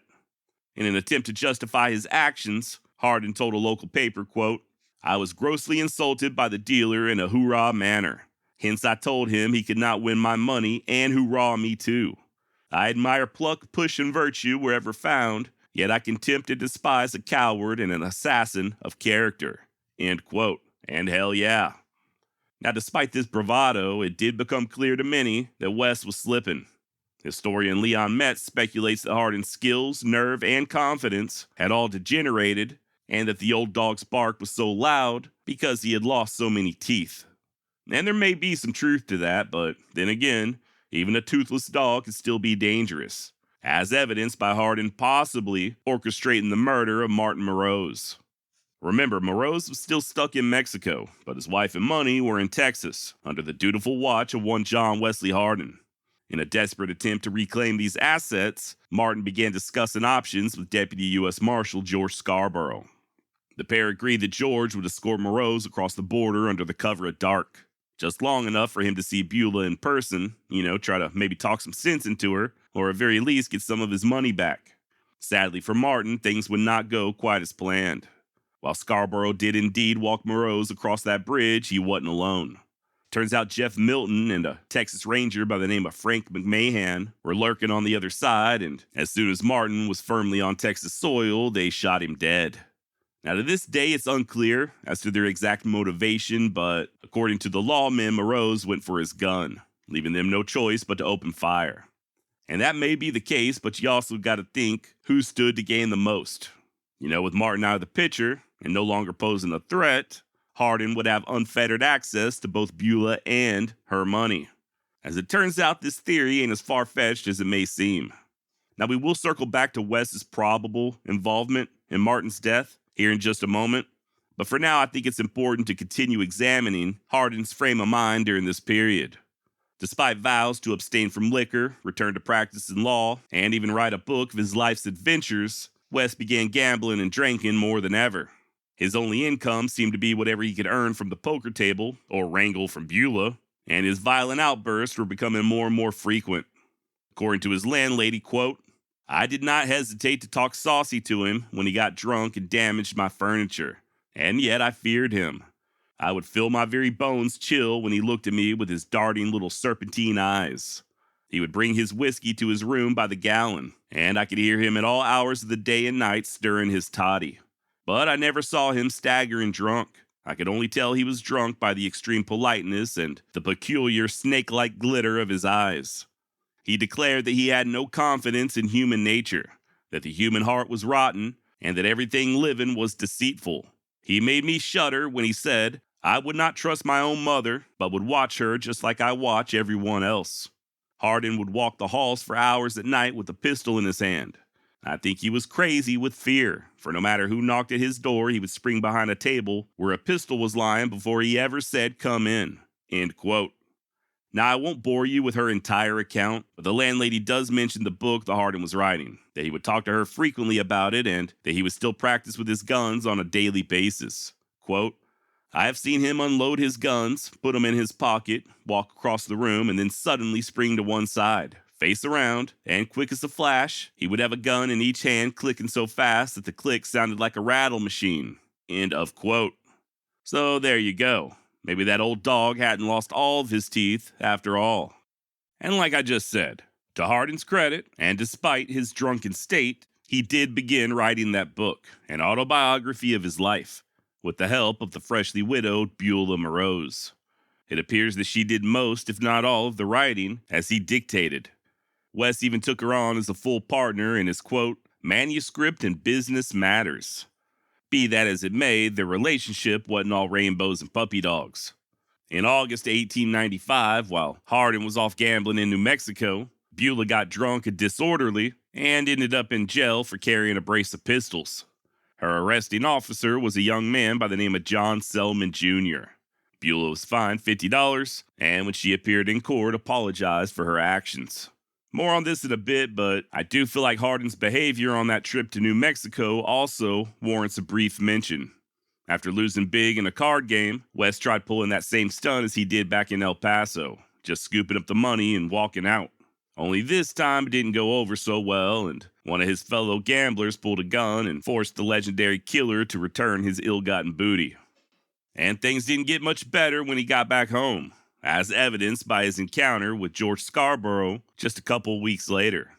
Apparently, Wes had gotten drunker in hell and told a newspaperman that he wasn't very happy with Deputy Scarborough and that he would soon have something to say about the killing of Martin Moroz. Oh my, whatever could that mean? Guess George didn't much appreciate such loose talk, so he paid Wes a visit and forced him to apologize. So that's twice in less than a month that Hardin backed down. Not a habit he was accustomed to, and certainly not something anyone could have foreseen him doing as a younger man. Then again, as we've already touched on, Hardin wasn't exactly no spring chicken. Sure, he was only 42 years old, but you gotta assume that spending years in prison and sustaining multiple gunshot wounds as a way of aging a man. Toss in an almost certain undiagnosed mental illness, along with alcohol abuse, and yeah, I highly doubt Hardin was as sharp or as fast as he had been 2 decades prior. By 1895, West was operating mostly on reputation, and even that was beginning to fade. Something that was made abundantly clear with his next run-in with George Scarborough. Hardin had once again gotten drunk and began mouthing off about George. This time he even went so far as to implicate the lawman in a murder, saying that he, Hardin, had personally hired Scarborough, along with Jeff Milton, to assassinate Martin Moroz. As soon as Scarborough found out, he located West, grabbed him by the ear, and then forcibly marched him down to the offices of the El Paso Times for a public printed apology. I shit you not. The article read, quote, "Yesterday morning, John Wesley Hardin, accompanied by United States Marshal Scarborough, called at the Times office where Mr. Hardin wrote the following card for publication. To the public, I have been informed that on the night of the 6th, while under the influence of liquor, I made a talk against George Scarborough, stating that I had hired Scarborough to kill Moroz. I do not recollect making any such statement, and if I did, the statement was absolutely false, and it was superinduced by drink and frenzy." End quote. As for Beulah, she had also had enough by this point, especially after she and West got into a huge argument, and Hardin forced her to write her own damn suicide note. Yikes! As you can imagine, Beulah took the next train out of town. She would return in a matter of days, as is often the case with such dysfunctional relationships, but within a week she was gone again. So Hardin continued to drink, and his troubles continued to mount. Now earlier I mentioned how Beulah was arrested by Constable John Selman Jr. back on August 1st. Word had it that once Hardin returned from New Mexico and learned about what happened, he gave the young man a thorough dressing down, possibly even to the point of threatening his life. Well, Junior's father, John Selman Sr., was also a constable there in El Paso, and by all accounts, far meaner than John Wesley Hardin. I have an entire episode devoted to Selman Sr., linked down below in the description if you'd like to learn more, but he was truly just a very nasty dude. His gang, known as Selman Scouts, went on a murdering and raping rampage back in Lincoln County years prior, before getting run out by the militia. How the hell he ever convinced anyone to pin a badge on him is beyond me. Now, Selman Sr. and Hardin had been friendly in the past, but on the evening of August 19th, they began quarreling, possibly due to Hardin's treatment of his son, Selman Jr. Per Leon Metz, quote, "Constable John Selman accosted Hardin in the streets that afternoon, snorting that he understood Hardin had threatened John Selman Jr. Hardin allegedly called young John a cowardly son of a bitch who had arrested his woman, Beulah. When Selman defended his son and offered to shoot it out, Hardin claimed to be unarmed. Hardin said, 'I'll go get a gun, and when I meet you, I'll meet you smoking and make you shit like a wolf all around the block.' End quote. I've said it before and I'll say it again. Telling someone that you'll make them shit like a wolf around the block is hands down undefeated when it comes to Old West threats. Okay? Even better than Buckshot Roberts calling the Lincoln County regulators a bunch of Mary Anns before taking them on 12-1. Now, Hardin and Selman would go their separate ways, but they were destined for another, much more fatal encounter later that night at the Acme Saloon. As usual, West was gambling, rolling dice at the bar around 10 p.m. when Selman Sr. came up from behind and put a .45 caliber round straight into the back of his skull. I guess not looking to take any chances, Selman continued firing. At least 3 more of his bullets striking an already dead Hardin as he crumpled to the floor.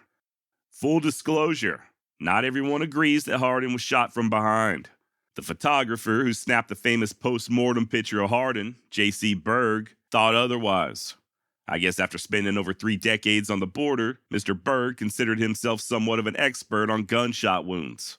And according to him, it appeared as if West had been shot in the face.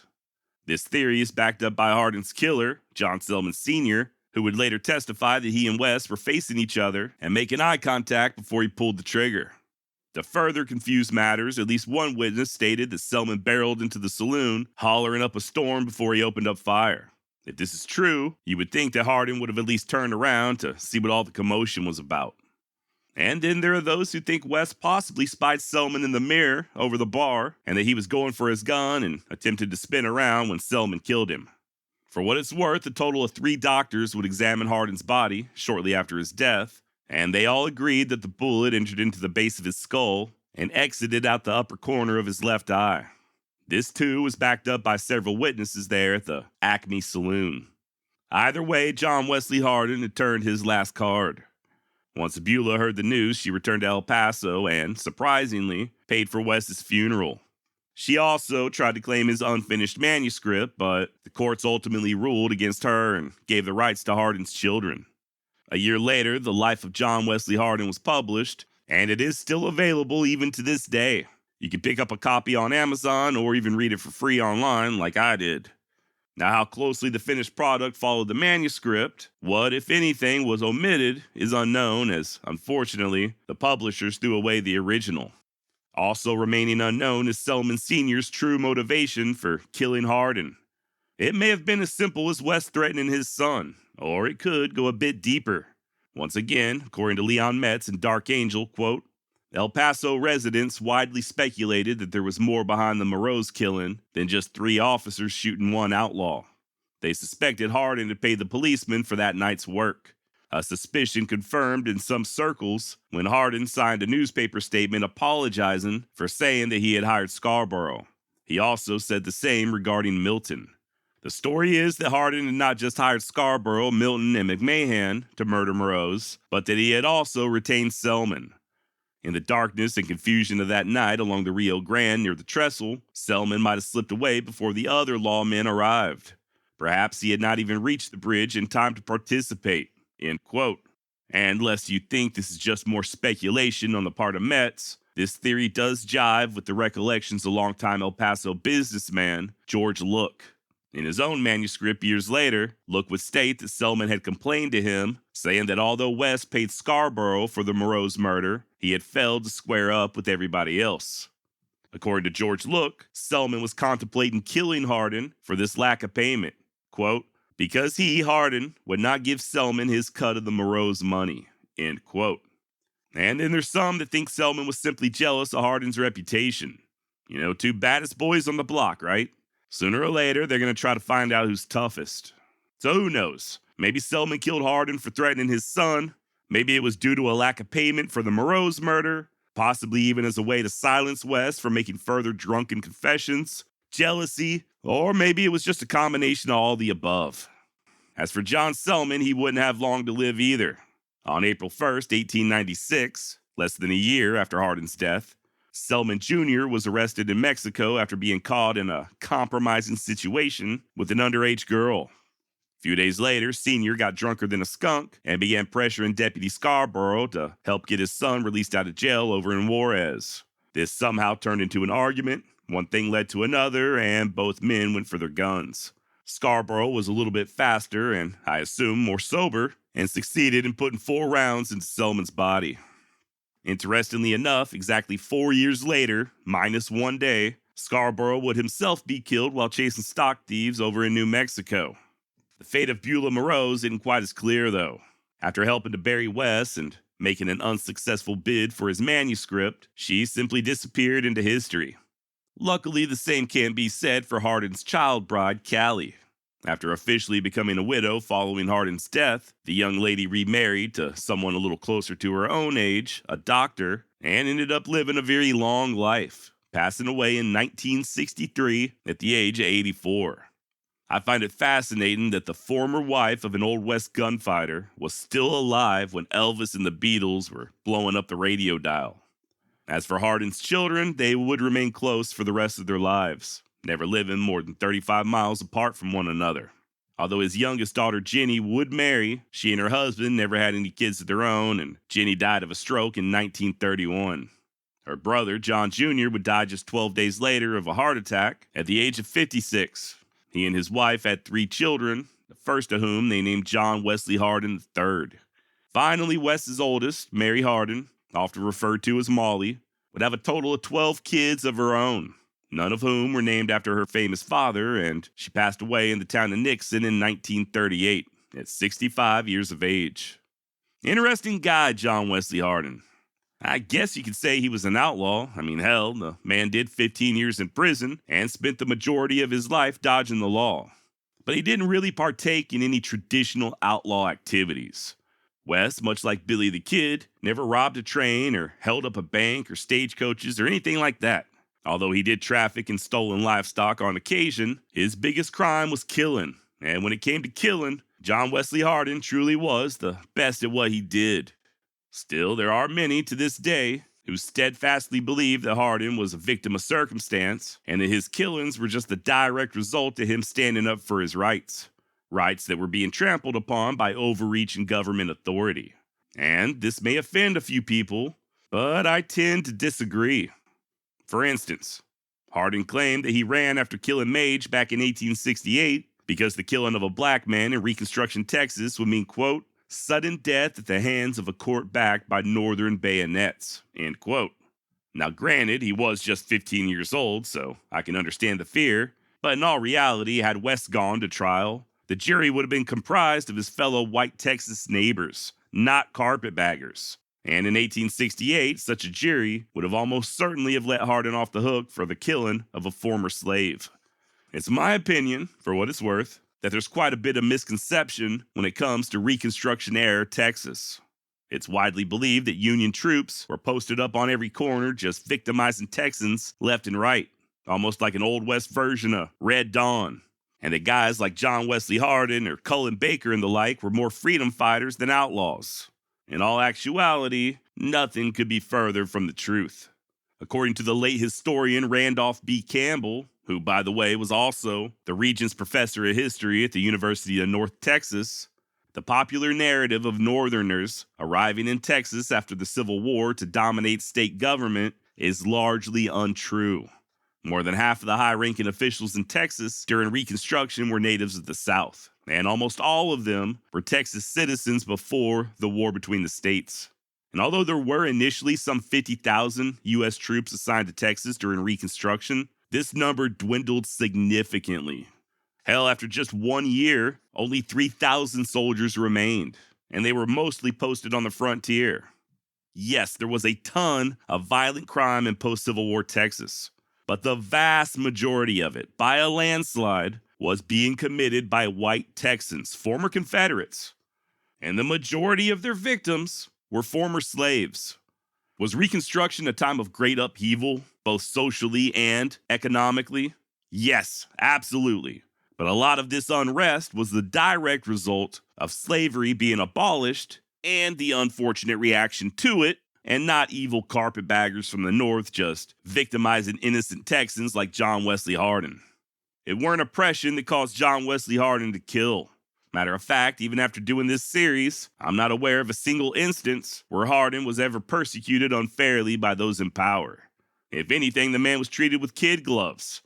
Not only was he never strung up by a lynch mob, he was repeatedly protected by local law and Texas Rangers. And then once he was finally sent to prison, he'd end up receiving a pardon from the damn governor of Texas.